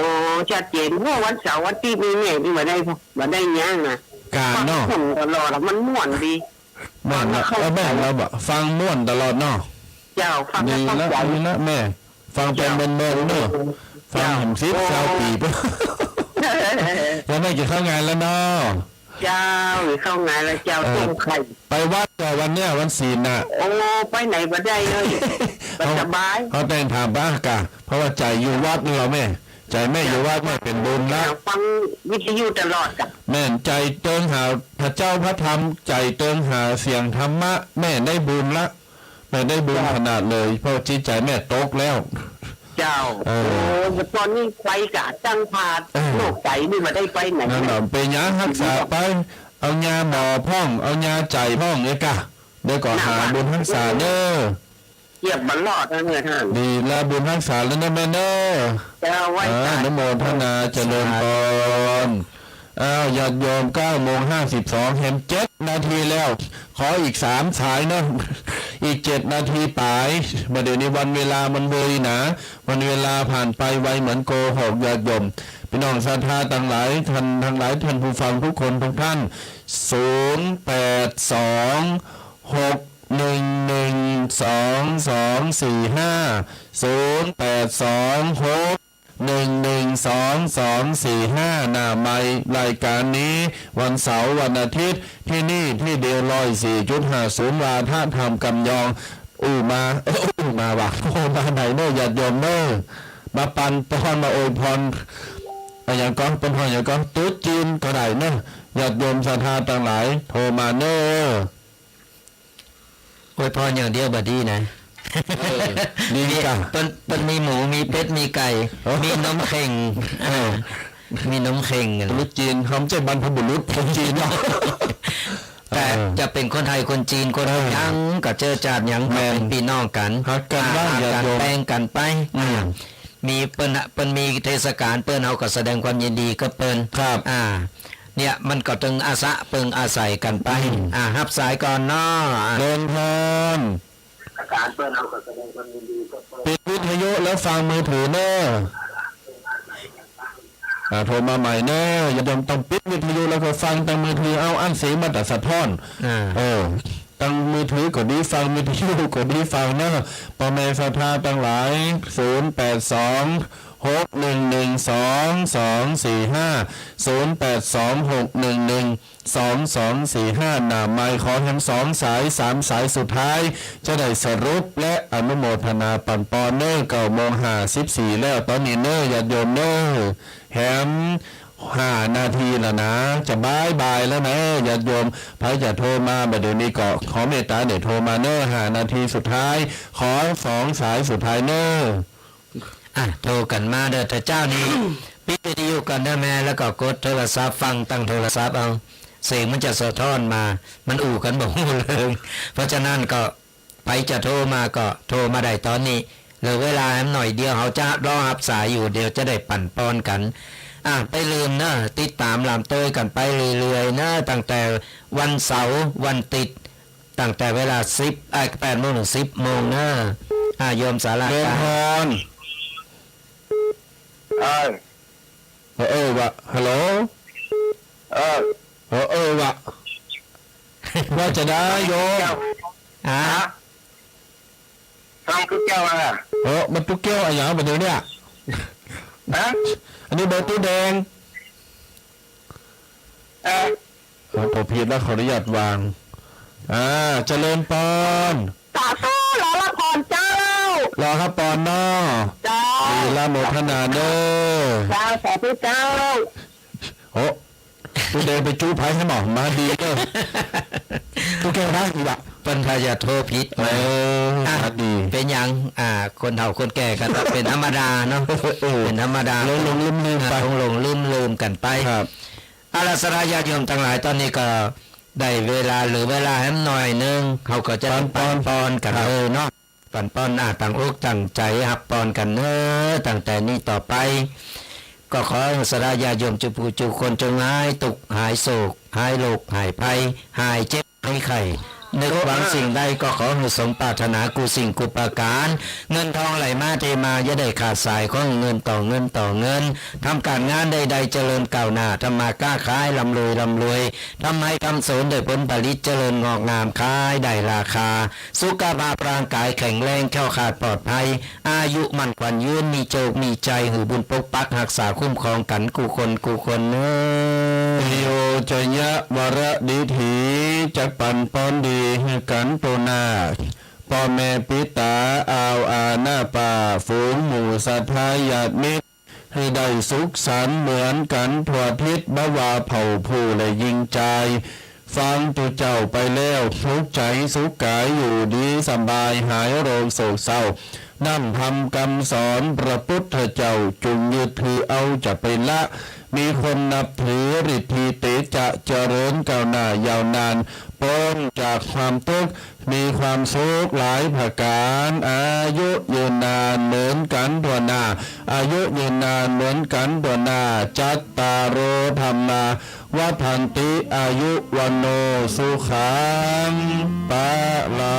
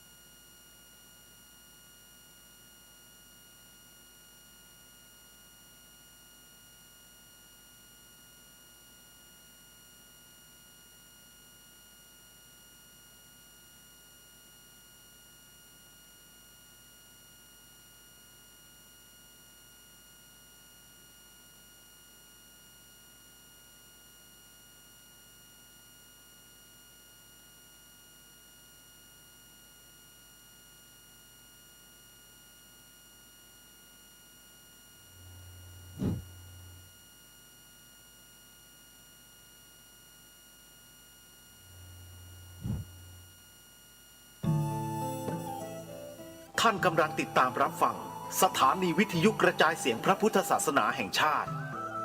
คลื่นเพื่อการศึกษาพระพุทธศาสนาและวัฒนธรรมระบบ FM 104.5 เมกะเฮิรตซ์รายการต่อไปเป็นรายการทนายความพบประชาชนดำเนินรายการโดยทนายสุรชัยอาจินวัตร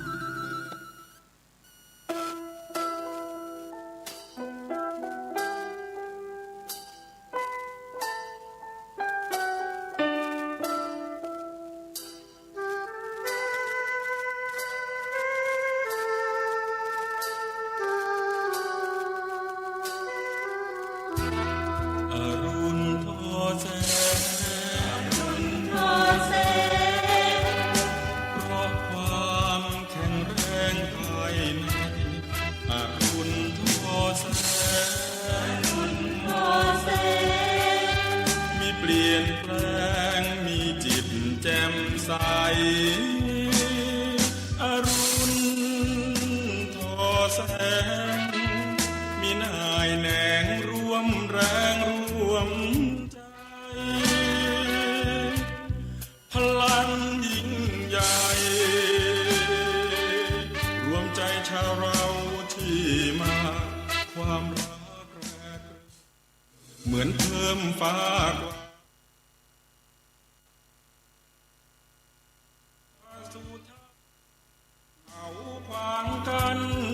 ไม่หวั่นอุราสองชาวฟันฝ่าทำสมาธิที่ดอยอินทนนท์ความรักซาบซึ้งแนบตรึงที่ตรงดวงจิตกับได้พบมิตรถูกจิตถูกใจทุกคนกัลยาณมิตรแนบสนิทชิดในทุกคนเคียงกันไม่บ่นแม้เหนื่อยล้าปานใด สวัสดีท่านผู้ฟังที่เคารพทุกท่านครับ งานหลวงพ่อสานต่อให้เกรียงไกรร่วมแรงร่วมใจคนละไม้คนละมือไม่นานแน่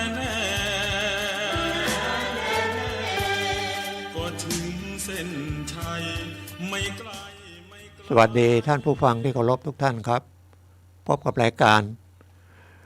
ทนายความพบประชาชนทางสถานีวิทยุพระพุทธศาสนาวัดฝายหินมหาวิทยาลัยเชียงใหม่คลื่น FM 104.50 เมกะเฮิรตซ์ 10 นาฬิกาถึง 11 นาฬิกาทุกวันเสาร์นะครับ ผมทนายสุรชัยอาจีนวัฒน์ดำเนินรายการนำรายการกฎหมายแล้วก็เรื่องอื่นๆที่เกี่ยวข้องนะฮะเป็นเรื่องของสังคมนะครับเพราะว่าวิชานิติศาสตร์ก็เป็นส่วนหนึ่งของภาคสังคมศาสตร์นะครับแต่เน้นทางกฎหมายหรือนิติศาสตร์ก็คือเรื่องสิทธิหน้าที่ตามที่รัฐบาลออกกฎหมายมาเพื่อนะครับความสงบสุขของประเทศชาติหรือของประชาชนหรือของสังคมนะครับทุกประเทศก็มีระบบนะครับหรือเรื่องของการปกครองเนี่ยนะครับก็ใช้หลักนิติศาสตร์ในการปกครองก็คือกำหนดหน้าที่ก็เรื่องต้องกระทำนะครับสิทธิ์เรื่องที่จะต้องได้นะครับแต่สิทธิ์ก็ระวังไปล่วงเกินสิทธิ์ของบุคคลอื่นเช่นเราขับรถบนท้องถนนก็ประเทศไทยพระราชบัญญัติจราจรก็วิ่งด้านซ้ายนะบางประเทศก็วิ่งด้านขวานะอย่างอเมริกาเนี่ยเลือกวิ่งทางด้านสวนกันทางด้านขวาแต่ของเราวิ่งซ้ายนะครับแล้วก็มีเส้นแบ่งเส้นริมเส้นกลางถึงทางแยกมีสัญญาณไฟหรือถ้าไม่มีสัญญาณไฟก็ต้องระมัดระวังแล้วก็ต้องรู้ด้วยนะครับถ้าออกจากซอยมาจะขึ้นถนนใหญ่สังเกตนะครับมีป้ายหยุดอันนั้นต้องหยุดก็คือมีหน้าที่แล้วแต่ถ้าเราออกมาโดยประมาทคือไม่หยุดให้ทางปลอดภัยเราจะขึ้นไปถนนเส้นที่เรียกว่าทางเอกแล้วเกิดอุบัติเหตุโดนรถเช่นเราจะออกไปรถทางขวามือเราอะนะครับวิ่งมาโดนมาชนเราจะต้องเป็นฝ่ายรับผิดนะครับถือว่าไม่หยุดจนกว่าจะปลอดภัยแล้วถึงจะออกรถออกไปแล้วก็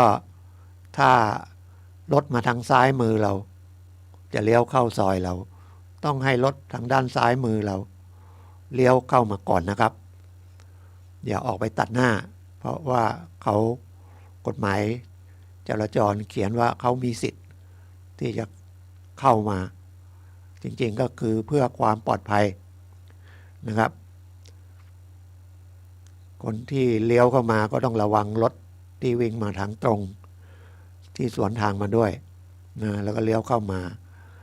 จังหวะนั้นถ้าเราเห็นว่าปลอดภัยเราก็ออก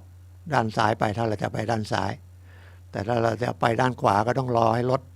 ที่เขาเลี้ยวเข้ามาก่อนรถที่มาทางขวามือรวมทั้งด้านซ้ายมือที่เส้นตรงปลอดภัยเราถึงจะออกไปนะครับแล้วก็ระวังอย่างแถวลำพูนเชียงใหม่นี่มีทางรถไฟนะครับเส้นเราจะข้ามทางรถไฟก็ต้องระมัดระวังนะครับมันมีไม้กั้นก็มีไม่มีก็มีนะครับบางทีไม้กั้นอาจจะไม่ทำงานนะแล้วก็มีสัญญาณไฟแต่ก็ที่จอดปลอดภัยอ่ะมันมีระยะมีพื้นที่น้อยนะจากถนนไปถึงทางรถไฟอ่ะจอดได้คันเดียวนะไม่เกิน2 คัน ถ้าเกิดเราล้ำเข้าไปในทางแล้วรถไฟมาชนเนี่ยรถยนต์นี่ผิด นะครับโดนชนถูกชนแต่ผิดกฎหมายแล้วเราต้องเสียซ่อมรถเองบาดเจ็บก็ต้องรักษาเองนะครับแล้วก็รถไฟก็เสียหายก็เรียกร้องเราอีกแล้วก็มีอีกความสูงของที่เราจะบรรทุกหรือรถที่เรามา2 วันก็ออกในทีวีนะวิ่งไปมันบรรทุกของสูงแล้วก็เขาก็บอกไม่มีเห็นมีป้ายเตือนแต่ปกติมันจะประมาณ5 เมตรนะครับไปเกี่ยวเสาสายไฟดึงสายไฟล้มเลยนะครับแล้วก็อุบัติเหตุไปเสาไฟก็ไปลบโดนล้นคนอื่นด้วยเนี่ยต้องรับผิดชอบหมดคนขับก็ต้องรับผิดชอบประมาทโดนปรับก่อนละนะครับค่าเสียหายอีกและถ้าเป็นการรถที่เราทำงานนะครับทำงานก็คือรถบริษัทรถนายจ้างต้องร่วมรับผิดด้วยนะครับฉะนั้นถ้าเพราะว่าเขาไปทำงานให้เรา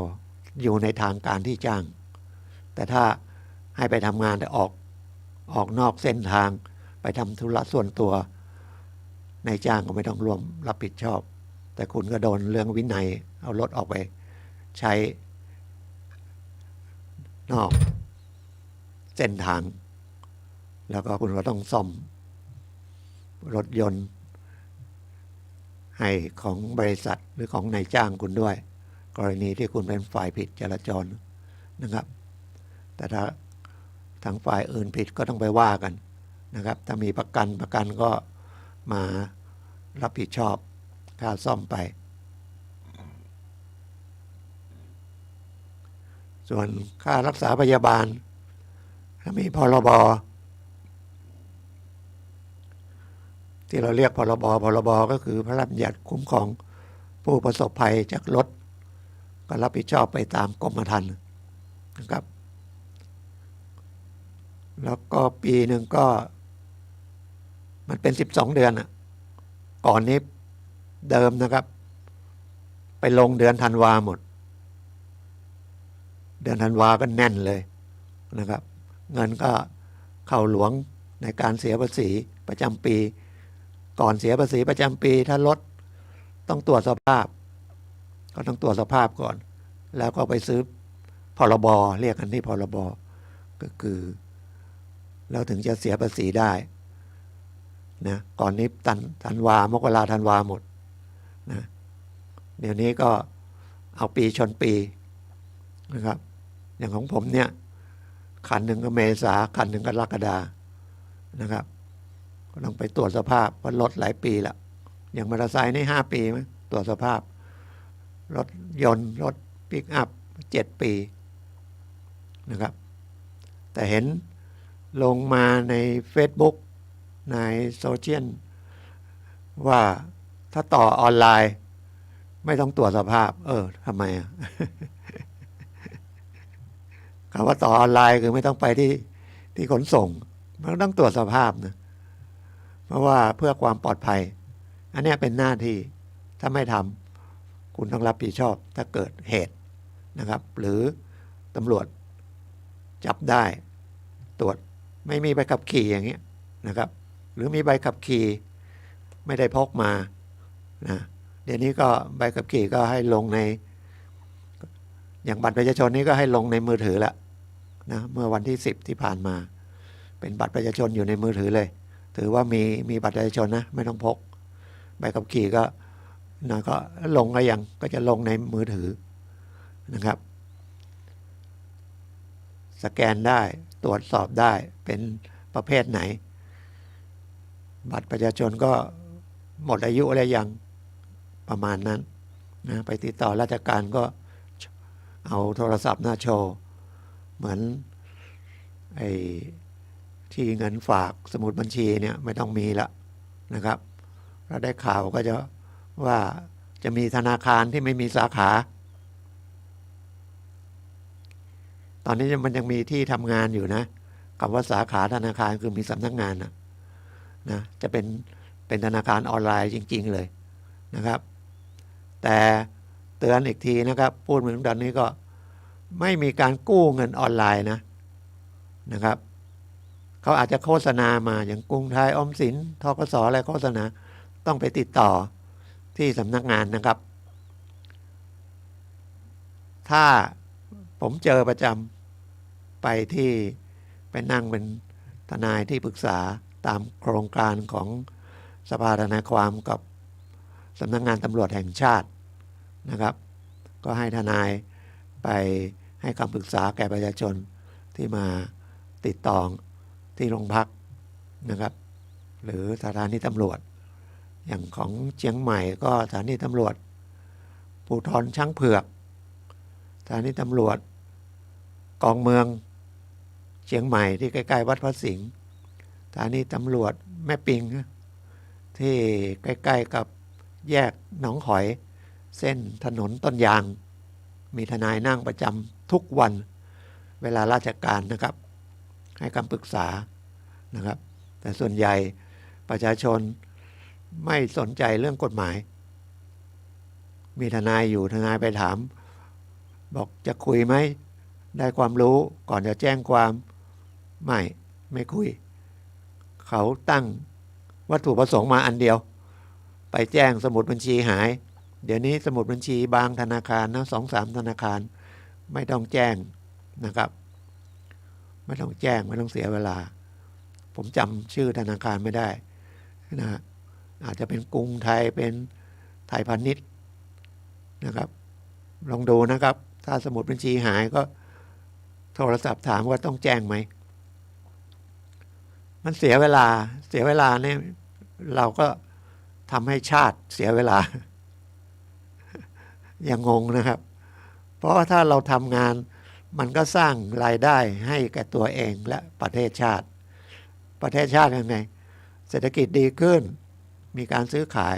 เราไปทำงานได้เงินเดือนถ้าถึงเกณฑ์เสียภาษีเราก็ต้องเสียภาษีอันนี้ก็เป็นหน้าที่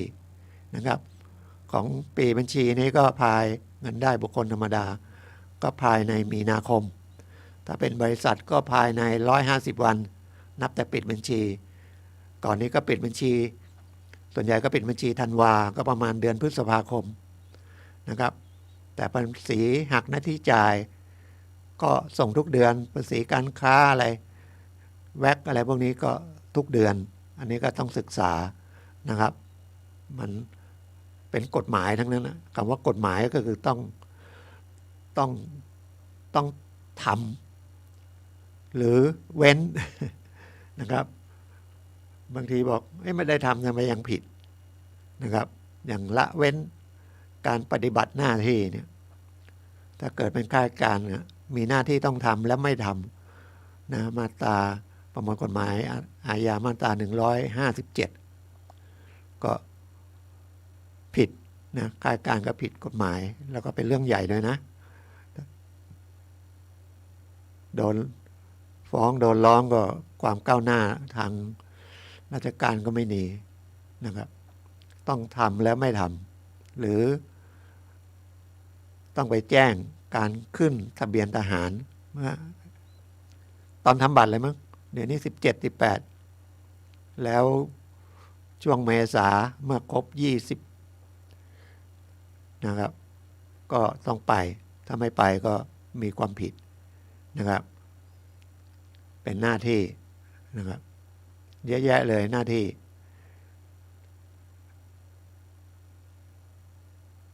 อีกอันหนึ่งเมื่อไม่กี่วันนี้ก็มีคนเขาก็โดนฉ้อโกงผ่านออนไลน์ระวังนะครับเมื่อกี้ผมลองเข้าไปมันยังมีอยู่เยอะเลยขายโน้ตบุ๊กมือสองพิมพ์เข้าไปที่ Facebook โอ้โหขึ้นมาเป็นตับเลยนะครับราคาก็ถูกมากๆไอ้ที่มันถูกมากๆเนี่ยอย่าเลยนะครับมันไม่เห็นของแล้วโอกาสโดนหลอก โดนช่อโกงคือเสียเงินแล้วไม่ได้ของหรือของที่ส่งมามันไม่ใช่เครื่องใช้ไฟฟ้านะครับไปซื้อที่ห้างดีกว่านะครับอย่าซื้อผ่านออนไลน์เลยเราไปลองเราไปถามว่ามันทำงานอะไรมั่งมันถูกสเปคไหมมันใช่ไหมแม้แต่ไปซื้อที่ผมเองนะไปซื้อที่ห้างเลยโน้ตบุ๊กเนี่ยเรามันถูกมันต้องมีปัญหาเราก็ไม่เอะใจอะธรรมชาติมนุษย์ก็อยากจ่ายน้อยได้เยอะ เวลาจะได้อยากได้เยอะๆนะครับอยากจะเสียน้อยๆธรรมชาติของมนุษย์เลยจะเรียกว่าอะไรอ่ะความโลภเหรอเป็นธรรมชาตินะซื้อของก็ต่อราคาเป็นธรรมชาติเวลาจะจ่ายตังค์ก็ต่อรองนะครับไม่อยากจ่ายเยอะนะเป็นหนี้ก็เอายืมเข้าไป10,000ดอกเบี้ยตอนแรกก็5%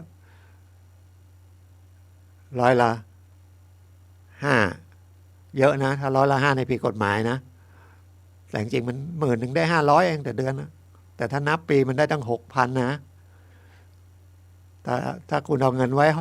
2 ปีก็เขาก็ได้ทุนคืนไปแล้ว10,000ก็ได้กำไรอีก 2,000 นะครับเวลาจะใช้ก็ลดดอกหน่อยได้ไหมอะไรได้ไหมนะครับซื้อรายที่ผมกำลังเล่าก็ซื้อก็ไม่ใช่ถูกนะ 8,500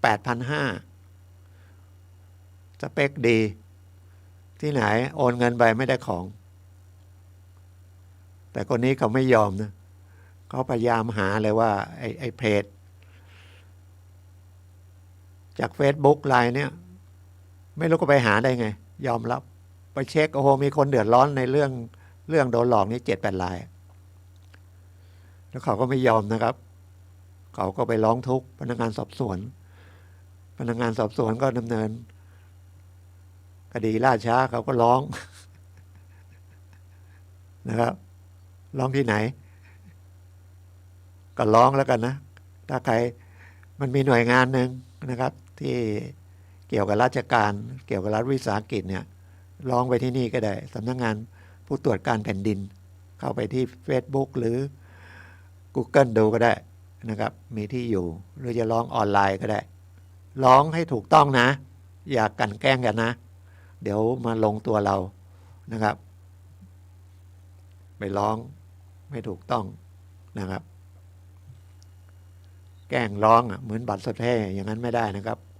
คุณจะโดนฟ้องหมิ่นประมาทแล้วก็เรียกค่าเสียหายด้วยนะครับสุดท้ายไม่รู้ยังไงนะครับไอ้คนที่จริงไม่มีเลยผมไม่เคยเจออะไรอย่างนี้มันกลัวยังไงไม่รู้ตำรวจออกหนังสือเรียกไปก่อนรับหนังสือเรียกเขาก็มาเพราะว่าถ้าไม่มาตำรวจจะออกหมายจับในนี้คำว่าหมายจับนี่มันมีอายุความด้วยและถ้าเจอเมื่อไหร่ก็จับได้นะถ้าออกหมายเราก็ไปขอถ่ายเอกสารหมายของจากตำรวจถือไว้เราเป็นผู้เสียหายนะไปถึงถ้าเจอคนเนี้ยอันนี้มันลงรูปลงอะไรเห็นใส่ชื่อด้วยอยู่กรุงเทพนะครับวิ่งมาเชียงใหม่เนี่ยเอาเงินมาคืนคนนี้ไม่ยอมครับ 8,500 ไม่เอาเรียกค่าเสียหายอีกนะครับอีก 20,000ไม่นั้นไม่ถอนแจ้งความสุดท้ายก็ต้องจ่ายนะครับเป็นผู้หญิงแล้วสามีมาด้วยแล้วก็ยังถามอีกเนี่ยเขาก็พูดแต่จะข้อเท็จจริงหรือไม่ก็แล้วแต่เขาบอกเขาก็โดนปลอมเพจเนี่ยเอาชื่อเขาไปใช้เอาเพจ Facebook ไปใช้เขาเดือดร้อนเขาก็เลยมาเคลียร์นะครับผมจะเคลียร์ให้หมดเลยนะแต่คนที่เสียหายที่ผมเล่าเนี่ยเขาเช็คไปที่ภูเก็ตก็มีที่น่านก็มีที่กรุงเทพก็มีที่ เชียงรายอะไรมีโอ้เยอะแยะเลย ก็ยังให้เบอร์บางเบอร์ไปที่เขาตามหาได้เขาไม่มาแจ้งความดังนั้นก็บอกเอาเบอร์ผมเดี๋ยวผมโอนเงินให้เขานะตอนแรกเขาจะไม่มาเขาจะโอนเงินนะแต่ฝ่ายที่เสียหายรายนี้ไม่ยอมบอกคุณต้องมาโรงพักนะครับผมไม่ยอมแล้วก็เรียกค่าเสียหายด้วยนั่นก็เดือดร้อนนะครับก็เดินทางขับรถมาก็หมดค่าน้ำมันไปเยอะมานอนอีกเสียเวลาอีกนะก็เป็นเหตุการณ์อันหนึ่งนะแต่มันอย่าไปนึกว่าผมเห็น100 ลาย1,000 ลายไม่ได้ทำได้แบบนี้นะครับอย่านะระมัดระวังซื้อสินค้าเครื่องใช้ไฟฟ้าโดยเฉพาะคอมพิวเตอร์หรือปรินเตอร์ไปที่ร้านนะครับไม่เสียเวลาอย่าไปเห็นแต่ของถูกร้านมือสองก็มีร้านอะไรก็มีนะแต่ผมก็เห็นนะมันก็ลงไอ้ยี่ห้อของมันนะเขาก็ไม่ได้โฆษณาโลโนโวไทยแลนด์นะ20,000 กว่า 30,000 กว่า 40,000 กว่า 50,000 กว่า 60,000 กว่าก็มีก็ไม่รู้มันใช่จริงไม่จริงนะครับติดต่อไม่ต้องโอนเงินนะครับถ้าเราจะจองก็จองเอาเวลาไว้อย่าโอนเงินอย่าเอาเงินออกจากตัวเข้าโทรศัพท์มือถือไปนะครับจะหายตามยากมากนะครับมีทุกวันนะครับมีทุกวันวันหนึ่งหลายรายนะครับรัฐบาลก็ปิดไม่ได้เราก็ต้องระมัดระวังนะครับอย่าโอนนะครับโดยเฉพาะกู้เงินออนไลน์เนี่ยเขาก็บอกเอาค่าสมัคร50 บาท500โอนไปเดี๋ยวจะให้กู้เดี๋ยวเสร็จแล้วก็เรียกอีกจะอนุมัติแล้วเอามาอีก500เดี๋ยวพออนุมัติแล้วคุณเอามาอีก1,000เดี๋ยวผมโอนให้นะครับแล้วเดี๋ยวคุณรับเงินแล้วเดี๋ยวคืนให้คุณก็จะเสียตังค์ไปเรื่อยถามว่าถ้าเขาหลอกสัก1,000 ลาย1,000 ลายนี่ไม่ใช่เยอะนะครับเพราะว่าถ้าเทียบกับโทรศัพท์มือถือเป็นกี่10 ล้านเบอร์เขาก็สุ่มเข้ามานะครับถ้า1,000เขาได้ไป500นี่มันเท่าไหร่1,000 10,000 แสน500,000นะแล้วถ้าเราเสียไป500เราก็ไม่อยากเสียเวลาไปโรงพักก็แจ้งความออนไลน์ได้พิมพ์เข้าไปแจ้งความออนไลน์นะมันจะขึ้นให้แจ้งได้ครับแต่ถ้าจะปิดบัญชีจะเกี่ยวข้องกับธนาคารนะครับต้องไปที่โรงพักให้พนักงานสอบสวนก็ทำหนังสือแจ้งธนาคารถึงจะปิดธนาคารจะไม่กล้าปิดบัญชีใครเองนะครับถ้าไม่มีผู้มีอำนาจตามกฎหมายเช่นพนักงานสอบสวนหรือปงปราบปรามอะไรพวกนี้กองปราบนะครับ DSI นะเขาถึงจะปิดนะเดี๋ยวเขาไปปิดแล้วเกิดผิดพลาดมานะครับพนักงานจะต้องรับผิดชอบธนาคารก็ต้องรับผิดชอบเขาจะไม่นะครับฉะนั้นมันก็เสียเวลาไม่ทันถ้ารู้ว่าเสียหายแล้วนะครับถูกหลอกเงินแล้วโทรไปมันมีเลขบัญชีบอกให้เขาระงับไว้ก่อนนะครับเขาจะระงับแต่ยังนะเขาจะกล้าระงับไหมเขาจะบอกว่าให้คุณมาเอาหนังสือจากพนักงานสอบสวนไปมันก็กินเวลาเขาก็โอนเงินไปหมดเรียบร้อยไม่เหลือแล้ว2อีกอันหนึ่งก็คือที่รับจ้างไปเปิดบัญชีอย่าทำเลยนะครับได้ค่าจ้างไม่คุ้มนะครับคุณเท่ากับร่วมกันกระทำความผิดนะครับหรือเป็นผู้สนับสนุนก็โดนโทษ2 ใน 3ถ้าร่วมกันกระทำความผิดปฏิเสธยากนะครับคุณจะต้องตกเป็นผู้ต้องหาก่อนนะครับแล้วมันไม่ใช่เรื่องแค่ฉ้อโกงเป็นฉ้อโกงจริงๆมันเป็นฉ้อโกงประชาชนนะครับมันยอมความไม่ได้2มันนำข้อมูลเข้าผ่านทางคอมพิวเตอร์มันก็ผิดพรบคอมนะครับโทษไม่ค่อยหนักเท่าไหร่แต่ปรับเยอะเป็นหลายแสนนะครับหรือลงอย่างที่ข่าวดังเนี่ย2-3 วันเนี่ยนะครับ ลงทุน 6,000 บาท 3 เดือนได้กำไร 15 ล้าน ก็ยังมาเถียงอีกผมไปทำ700 กว่าลาย 700 กว่าลายมันก็เนาะกำลังละโดนจับละนะครับเป็น10 ลาย 20 ลายแล้วนะครับไม่คุ้มนะครับท่านกำลังรับฟังรายการทนายความพบประชาชนทางสถานีวิทยุพระพุทธศาสนาวัดไฝหินนะครับอยู่ที่เชิงดอยนะหลังมชเนี่ยติดมชด้านหลังนะคลื่น FM 104.50 เมกะเฮิรตซ์นะครับสถานีนี้แล้วก็ Facebook YouTube ก็วัดไฝหินนะครับคลื่นนี้ก็ไปกว้างนะครับผมไปทางไหนผมก็พยายามเปิดคลื่นนี้เพื่อจะดูว่าเสียงมันถ่ายทอดไปถึงไหนชัดเจนไหมวันนั้นก็ไปแถวแม่ริมนะครับแม่แตงก็ได้นะแถวสันทรายนะครับแถวแม่โจ้ได้อันเนี้ยนะแล้วก็แถวรวมโชคเนี่ยชัดเลยเพราะว่ามันไม่ห่างนะครับถ้าบ้านผมก็ได้นะบางทีแต่ต้องหามุม นะครับหรือไปทางหางดงได้สันปะตองก็น่าจะถึงนะแต่ทางนั้นก็มีคลื่นอื่นนะครับไปทางไม่ถึงนะเชียงดาวไม่ถึงนะครับเรียกว่ากว้างนะถ้าไม่ผ่านไอ้ทรานซิสเตอร์เนี่ยนะครับหรือเปิดวิทยุในรถน่ะเข้ามือถือนะครับวิทยุวัดไฝหินนะครับอินเทอร์เน็ตหรือเข้าไปที่แอปสถานีวิทยุพระพุทธศาสนาคลื่นสีขาวอะไรเงี้ยนะอันนั้นจะมีคลื่นพระพุทธศาสนาประมาณ20คลื่นรวมทั้งของวัดไฝหินวัดพระธาตุดอยสุเทพวัดดอนจันทร์นะครับเยอะรวมทั้งภาคอีสานมีลำพูนก็มีวัดสันปะยางหลวงมีวัดพระพุทธบาทตากผ้าก็มีนะเข้าไปอันนี้ก็ได้นะครับฟังมั่งนะครับฟังเสียงพระบ้างอย่างรายการแรกนี่ก็ตู้ยองเนาะอยู่ที่ป่าซางนะหรือ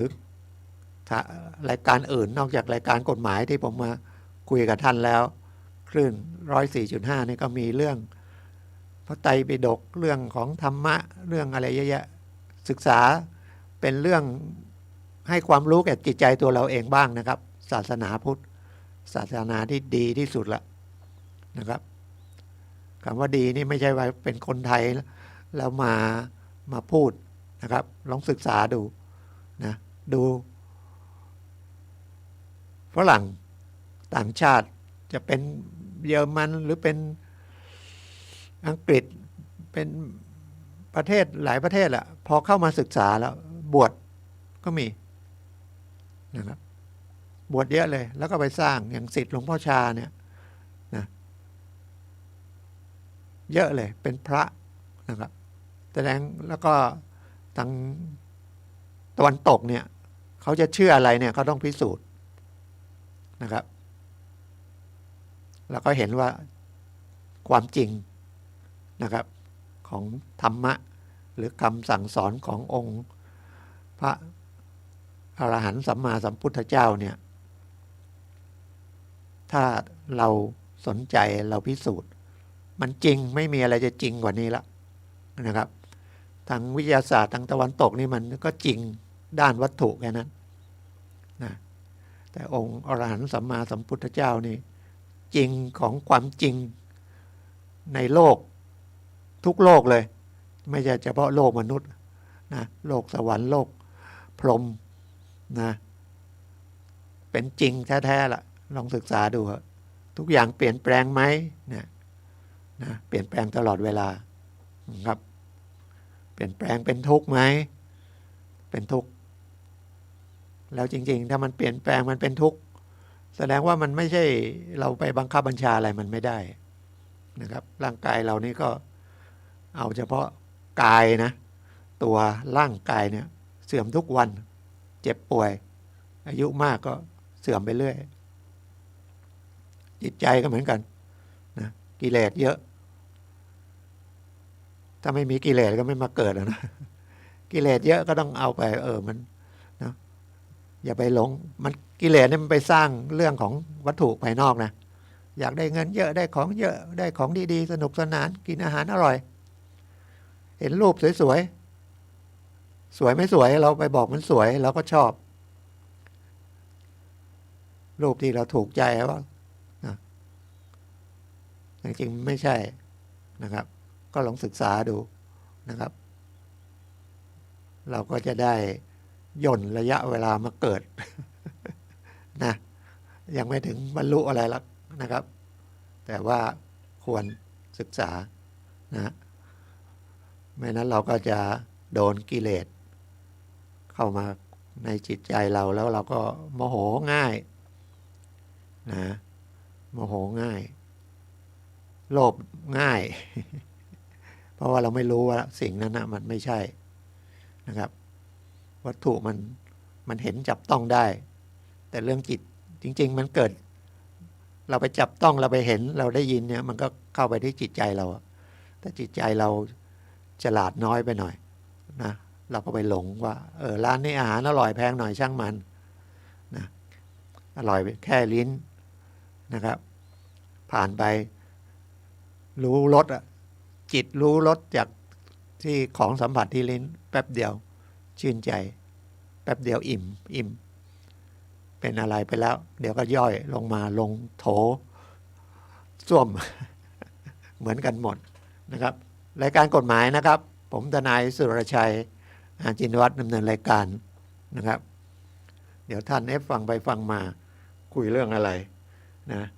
ก็เตือนเรื่องออนไลน์แล้วกันนะครับว่ามันจะได้คืนหรือได้ของแถมมาได้ค่าเสียหายมานี่ไม่มีทางขึ้นศาลก็ไม่ได้เขาก็ยอมติดคุกนะครับเมื่อวาน2 วันก่อนก็น่าสงสารผมไปที่ศาลจังหวัดลำพูนนะครับไปอยู่ศาลลำพูนมีเวรให้ทนายไปนั่งให้คำปรึกษาแก่ประชาชนที่ไปติดต่อที่ศาลจันทร์พุธศุกร์นะครับก่อนนี้มันทุกวันทำการแต่นี้มันเว้นเพราะว่าเรื่องงบประมาณแล้วก็เรื่องโควิดอะไรด้วยนะครับก็เลยเป็นจันทร์พุธศุกร์แต่ผมไม่รู้ว่าศาลจังหวัดเชียงใหม่ก็มีนะไม่รู้ทุกวันนะเปล่านะครับมีห้องทนายเลยข้างล่าง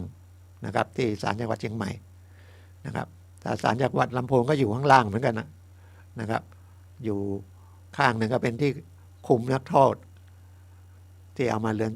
นักโทษที่เอามาขึ้นศาลแล้วก็มีเจ้าหน้าที่เกี่ยวกับดูแลนักโทษเป็นตำรวจแล้วก็เรื่องการเจ้าหน้าที่เรื่องปล่อยตัวชั่วคราวโดยติดกำไรมีเจ้าหน้าที่แล้วก็มีห้องทนายนะครับที่ลำพูนนะครับเป็นนายกสมาคมคนพิการตาบอดแต่ยังมากับเพื่อนแต่ว่ายังตาบอดตาใสน่าสงสารถูกฟ้องคดีนะครับว่าหมิ่นประมาทเพราะว่าเขาเคยไปฟ้องกรรมการหรืออะไรนะว่ายักยอกหรืออะไรพอทางโน้นเสร็จคดีก็มาฟ้องเขาว่าหมิ่นประมาทเพราะว่าคดีนั้นข้อมูลอาจจะพยานไม่พอศาลยกฟ้องก็คือไม่จบกันพยายามอย่าตัดสินกันโดยใช้ศาลเลยนะครับไม่ใช่ว่าไม่เชื่อในความยุติธรรมนะมันจะมีวิธีอื่นซึ่งเดี๋ยวนี้ศาลนำมาใช้เป็นหลักและรัฐบาลก็เอามาใช้เป็นหลักนะที่ ออกพระราชบัญญัติมานะการไก่เกลี่ยข้อพิพาทนะครับถ้ามันจบด้วยการไก่เกลี่ยข้อพิพาทมันก็ไม่เสียเพื่อนไม่เสียญาติเพราะเรามาประนีประนอมกันได้นะครับและก่อนนี้ถ้าทำกันเองนะครับเมื่อไม่เป็นไปตามสัญญาประนีประนอมยอมความที่ทำกันเองต้องไปอาศัยศาลพิพากษาตามนั้นอีกถึงจะมีสภาพบังคับนะครับแต่เมื่อพระราชบัญญัติอันนี้ออกมานะครับแล้วผ่านกระบวนการที่สำนักงานยุติธรรมจังหวัดเจ้าหน้าที่นะครับเขาไกล่เกลี่ยแล้วมีบันทึกแล้วถ้าผิดสัญญานะครับก็เสนอศาลออกคำบังคับเลยนะครับมันก็ย่นระยะเวลาเสียค่าใช้จ่ายน้อยเสียเวลาขึ้นลงขึ้นศาลนะครับแต่จุดอ่อนของการประนีประนอมยอมความเนี่ยอยู่ที่คนไม่ใช่อยู่ที่ระบบหมายถึงกฎหมายเป็นเครื่องมือ 2. อาสาสมัครหรือเจ้าพนักงานที่ไก่เกลี่ยเขาก็ได้รับการอบรมมาแล้วทั้งด้านกฎหมายทั้งด้านเรื่องจิตวิทยาเรื่องการพูดคุยหาข้อตกลงนะแต่ที่ว่ามันจุดอ่อนก็คือถ้าฝ่ายหนึ่งฝ่ายใดไม่เห็นไม่อยากไกล่เกลี่ยก็จบถือว่าไม่ยินยอมอย่างเราเป็นเจ้าหนี้เราก็ไม่อยากฟ้องลูกหนี้อาจจะเป็นเพื่อนกันเป็นญาติกันถ้าฟ้องร้องไปเลยมันก็ขึ้นศาลค่าใช้จ่ายจ้างทนายนะครับค่าธรรมเนียมศาลเสียเวลาค่าออกหมายโอ้เยอะแยะนะเสียเวลาด้วยเพราะว่าไม่ใช่ยื่นวันนี้ได้วันนี้ยื่นไปเนี่ยอย่างน้อยก็45วันนะครับถึงจะนัดเจอกันอีกทีเจอศาลก็ไกล่เกลี่ยอีกนะครับแต่ถ้าอย่างที่ผมเรียนนะครับไปที่สำนักงานยุติธรรมจังหวัดเลยนะครับของลำพูนก็อยู่ใกล้ๆสำนักงานขนส่งที่เสียภาษีนะครับที่เสียภาษีต่อภาษีรถยนต์สำนักงานขนส่งนะจังหวัดลำพูนใกล้ๆกับกรมอุตุศูนย์ราชการแรงงานนะครับของลำพูนถ้าของเชียงใหม่ก็อยู่ในศูนย์ราชการใกล้ๆสำนักงานที่ดินนะสำนักงานที่ดินเชียงใหม่ศูนย์ราชการอยู่ทางด้านเนี้ยสำนักงานยุติธรรมจังหวัดนะไปตกลงกันมันก็ผ่อนปลนกันไกล่เกลี่ยก็ผ่อนปลนจริงๆโครงการไกล่เกลี่ยมีมาตั้งนานแล้วอาสาสมัครไกล่เกลี่ยนะกว่า10ปีละเกือบ20ปีแล้วนะผมก็เคยเข้ารับก่อนอบรมตอนนั้นอยู่ที่ของศาลแต่ศาลมาเดินอบรมแล้วก็ให้เป็นอาสาสมัครแต่เป็นกฎหมายยังการไกล่เกลี่ยยังไม่มีก็พยายามหมายว่าถ้าพูดคุยกันในหมู่บ้านได้แล้วก็จบไม่ต้องไปลงไปศาลไม่เสียพี่เสียน้องไม่เสียเพื่อนแต่ไม่มีใครใช้เสร็จกรมการปกครองก็มาใช้อีกผมก็ไปเป็นก็ไม่มีคนใช้มีมาใช้รายเดียวเองหลายปีแล้วนะครับไม่ใช่5-6 ปีมันเป็น10 ปีแล้วมั้งกรมการปกครองก็เอามาใช้ไกล่เกลี่ยนะครับพอพูดมาถึงตรงนี้เราก็นึกได้ว่าเขาจะออกกฎหมายอีกแล้วแต่จริงๆมันผมก็ว่ากฎหมายมันมีอยู่แล้วนะแต่ไม่รู้ก็จะเพิ่มอำนาจไหมจริงๆเราไม่อาจจะไม่ทราบว่าฝ่ายปกครองเขาก็มีอำนาจจับกลุ่มนะมีนะก็ตรวจค้นเป็นผู้รักษากฎหมายนะคำว่าฝ่ายปกครองนี่ก็คือปลัดอำเภอคือนายอำเภอน่ะนายอำเภอปลัดอำเภอเนี่ยนะครับมีอำนาจ นะครับบางทีเราจะเห็นก็ดีว่านะปลัดไปจับตำรวจอย่างเงี้ยแต่เขาจะออกมาอีกนะออกกฎหมายใหม่นะว่าให้มีอำนาจไม่ต้องไปตำรวจอย่างเดียวให้ไปที่อำเภออีกก็ดีเหมือนกันนะแบ่งเบาภาระตำรวจลงแต่ไม่อะวัฒนธรรมไทยก็ยังพึ่งตำรวจอยู่นะฉะนั้นทุกอันไปตำรวจหมดมีความเชื่อว่าตำรวจนะครับจะแก้ไขปัญหาได้นะจับผู้ร้ายได้อะไรได้นะแต่นี่ก็ฝ่ายปกครองก็จับได้นะหรือป่าไม้ก็จับได้แต่นั้นมันเฉพาะพรบป่าไม้นะครับอุทยานก็จับได้สามสามิตก็จับได้เรื่องสุราเรื่องไพ่เสียภาษีสามสามิตอะไรพวกนั้นนะครับตำรวจรถไฟ ตำรวจน้ำแต่ถ้าทหารนี่ก็มีกฎหมายทหารนะครับถ้ายังเป็นทหารอยู่ก็ขึ้นศาลทหารนะครับจะจับก็ต้องไปขอเขาไม่เรียกตำรวจทหารเรียกสารวัตรทหารนะมาแล้วก็เสร็จแล้วก็ต้องแจ้งเรียกอะไรที่เหมือนกับทนายนะนี่เป็นนิติกรของทหาร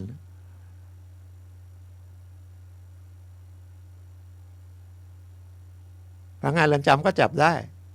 ถ้านักโทษหนีนะพัสดีครับสัสดีทหารก็มี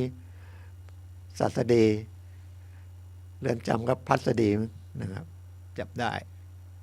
ก็คุยกันเป็นความรู้ทั่วๆไปนะครับผมจะไม่มาคุยเป็นหลักวิชาการนะครับก็ฟังกันเป็นประโยชน์ใกล้ๆตัวนี่แหละนะครับใกล้ๆตัวนะครับแล้วก็บางทีก็เสริมทางด้านจิตใจบ้างนะเพราะว่าจิตใจนี่สำคัญที่สุดร่างกายเป็นหุ่นจิตใจเป็นตัวสั่งและตัวที่มันมาสั่งเรากิเลสเพราะเราไม่รู้ทันกิเลสนะก็เลยโดนกิเลสสั่งนะ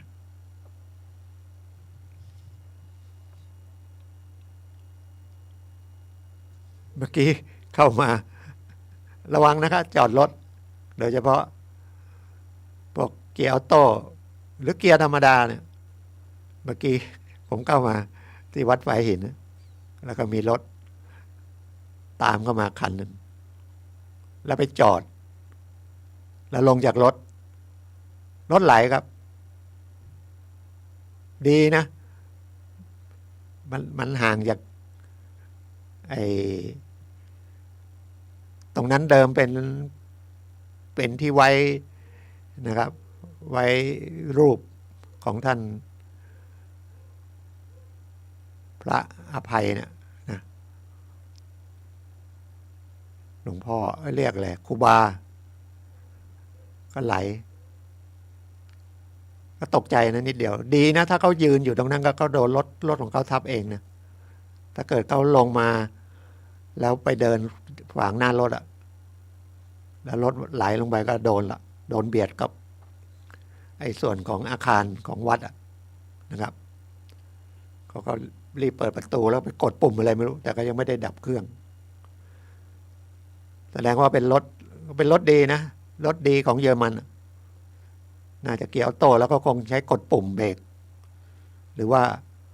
ถ้าเกียร์ออโต้บางทีมันไปเข้าพาร์กิ้งเนี่ยมันเข้าไหมพาร์กิ้งว่าหยุดรถแล้วจริงๆมันต้องดึงเบรกมือด้วยนะก็เตือนไว้มันจะเสียหายโดยไม่ใช่เหตุนะแล้วเคยเห็นนะครับลงรถอย่างเงี้ยจอดรถหน้าบ้านตัวเองแล้วก็ลงเราไปเปิดประตูรั้วรถไหลชนเจ้าของรถอัดตัวรั้วเลยนะเจ็บสาหัสนะ นะครับฉะนั้นอย่าทำอะไรก็อย่าเร็วเกิน ส่วนใหญ่เรามันจะเร็วเกิน มันก็สติตามไม่ทันนะครับ ก็เป็นเรื่องที่เตือนนะเดี๋ยวนี้ออกใหม่ในรถเป็นรถเกียร์อัตโนมัติหมดอะมันก็พาเราไปอะแล้วรถพวกนี้จะกินน้ำมันมากกว่ารถเกียร์ธรรมดาแล้วรถเกียร์ธรรมดาก็ไม่อยากจะทำแล้วแม้แต่ปิกอัพยังเป็นเกียร์อัตโนมัติเลยนะครับแล้วก็ค่าบำรุงรักษาสูงนะครับต้องถ่ายน้ำมันนะครับตามกำหนดเลยนะไม่นั้นเสียหาย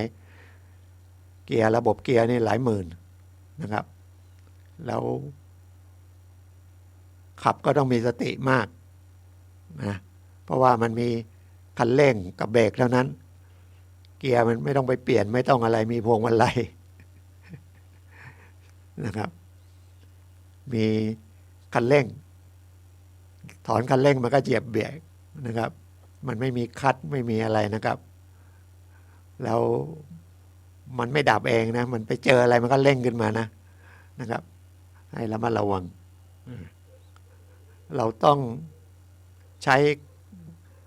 อุปกรณ์อะไรเราต้องเรียนรู้มันนะเป็นมือถือก็ดีเป็นกล้องถ่ายรูปก็ดีเป็นอาวุธปืน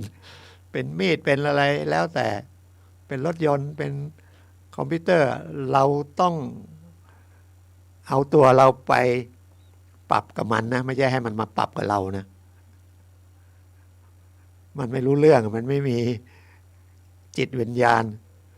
มันมีจิตวิญญาณเราต้องปรับกับมันนะ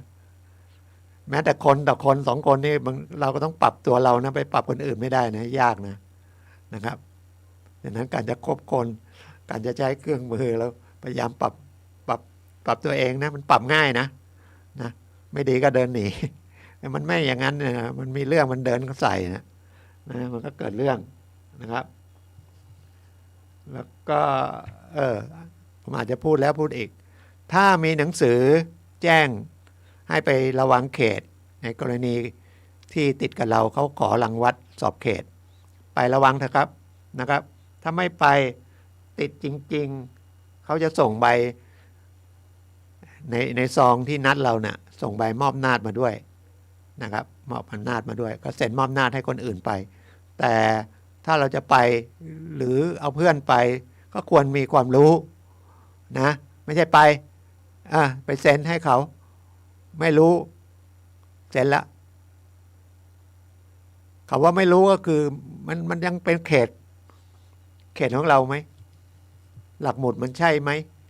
เขาล้ำไหมเราล้ำเขาไหมก็ดูนะครับให้เจ้าหน้าที่หลังวัดอธิบายให้ฟังที่ดินเดิมมันมีเหมืองแล้วทางโน้นมันล้ำเหมืองไหมไม่ใช่นะแล้วถ้ามันติดกับเหมืองติดกับทางสาธารณะก็จะมีเจ้าหน้าที่ฝ่ายปกครองนะจะมีจริงๆก็เป็นนายอำเภอก็ต้องนายอำเภอก็แต่งตั้งเจ้าหน้าที่มาหรือถ้าเป็นเทศบาลเป็นอบต.ก็ให้กองช่างนะครับมาดูนะระวังที่เขตสาธารณะแล้วเจ้าหน้าที่อย่าโลภนะเขาลงไปในคูในคลองดูแผนที่ใหญ่นะครับเจ้าหน้าที่รังวัดที่ดินเขาจะมีแผนที่รวมแผนที่ใหญ่มานะครับไอ้ของเราที่มันมีแผนที่อยู่ในโฉนดนะครับ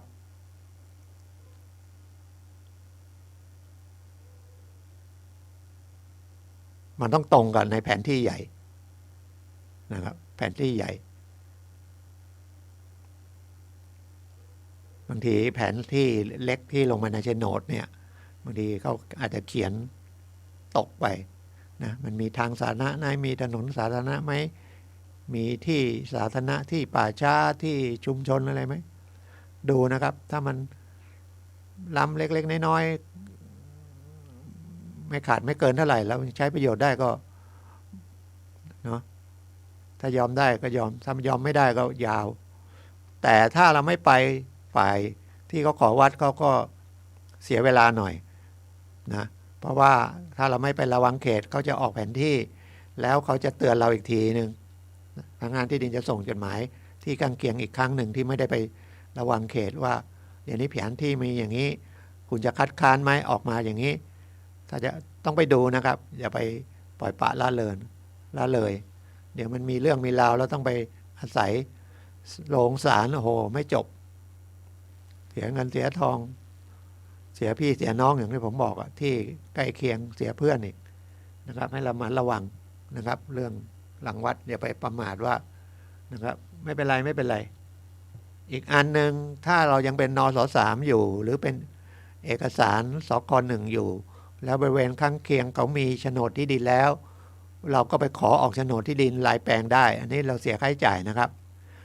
แต่เท่าไหร่ก็แล้วแต่ไปติดต่อที่ดินขอให้ไปเป็นเปลี่ยนจากเอกสารสิทธิ์เดิมให้มาเป็นโฉนดให้ได้นะครับได้อยู่แล้วรัฐบาลสนับสนุนให้ที่ดินทุกแปลงเนี่ยจะเป็นโฉนดของเอกชนนะเป็นโฉนดหมดแล้วก็อันนี้เสียค่าใช้จ่ายเพราะบางทีเขามาเดินสำรวจ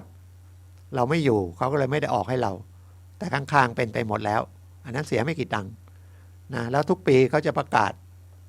เดินสำรวจนะครับถ้าเราอยากจะรู้เราก็ไปติดต่อสำนักงานที่ดินว่ามีนะครับเนี่ยมีประกาศผมก็เห็นนะหลายจังหวัดเลยนะครับเชียงใหม่ก็มีลำพูนก็มีนะแต่มันตำบลไหนอำเภอไหนหมู่บ้านไหนเนี่ยต้องไปขอรายละเอียดที่สำนักงานที่ดินนะครับเพื่อจะ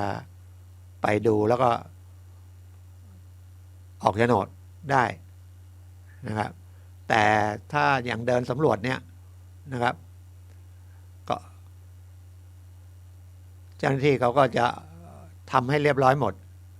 แต่ต้องพอสุดท้ายได้แผนที่ได้อะไรมาแล้วไม่มีอะไรคัดค้านนะครับจบกระบวนการทางกรมที่ดินแล้วทางหน้าที่ดินแล้วต้องเอาเรื่องนี้ไปเสนอศาลให้ไตร่ตรองหรือกันกรองอีกครั้งหนึ่งนะเพราะอำนาจไปอยู่ที่ศาลช่วยกันกรองนะไม่นั้นเดี๋ยวที่ดินทำคนเดียวก่อนที่ดินทำคนเดียวนะครับแล้วก็มีตอนนี้ผ่านศาลมันก็จะตัดปัญหาเรื่องทุจริตไปนะครับเพราะว่าผ่านกระบวนการศาลแล้วนะแต่เครื่องมือทั้งหลายอยู่ที่คนนะครับเครื่องมือจะดียังไงถ้าคนไม่ดีเครื่องมือมันก็เหมือนเครื่องมือไม่ดีนะครับทุจริตก็มีกันเยอะแยะนะครับก็เดี๋ยวรายการต่อไปเป็นรายการของท่านอาจารย์สุนัยนะพลังแห่งชีวิตผมยังไม่เห็นท่านเข้ามา ปกติท่านจะเข้ามาประมาณนี้นะครับนี่ก็เหลือประมาณ5 นาทีนะครับแล้วก็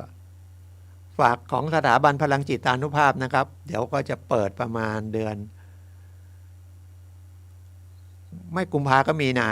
นะครับเรียนหลักสูตรครูสมาธินะครับแต่ถ้าที่บ้านศรีสุกรีก็มีทุกวันเสาร์นะครับเข้าไปร่วมได้นะมีการสวดมนต์มีการปฏิบัติสมาธิเหมือนกันฝึกอบรมจิตใจนะครับแต่สาขาอื่นตอนนี้เขาเรียนมาจะจบแล้วนะเดี๋ยวเทอมหน้าของสมัยหน้านะประมาณมีนานะครับก็อยากให้ไปเรียนหลักสูตรครูสมาธิไม่เสียเวลาหรอกครับเสาร์อาทิตย์แป๊บเดียวเองนะครับไป20 ครั้งเอาง่ายๆนะ100 ชั่วโมงเราจะได้อะไรอีกเยอะเลยนะครับเกี่ยวกับเรื่องจิตใจเรานะครับวันนี้ก็นอกจากนั้นก็ฟังนะเข้าไปที่ของสถาบันพลังจิตานุภาพก็ได้วันนี้ก็ขอบคุณทุกท่านที่รับฟังนะครับขอทุกท่านโชคดีปีใหม่จีนนะครับวันนี้ก็ขอทุกท่านเฮงๆรวยๆครับพบกันใหม่วันเสาร์หน้าครับสวัสดีครับทุกท่านโชคดีครับสวัสดี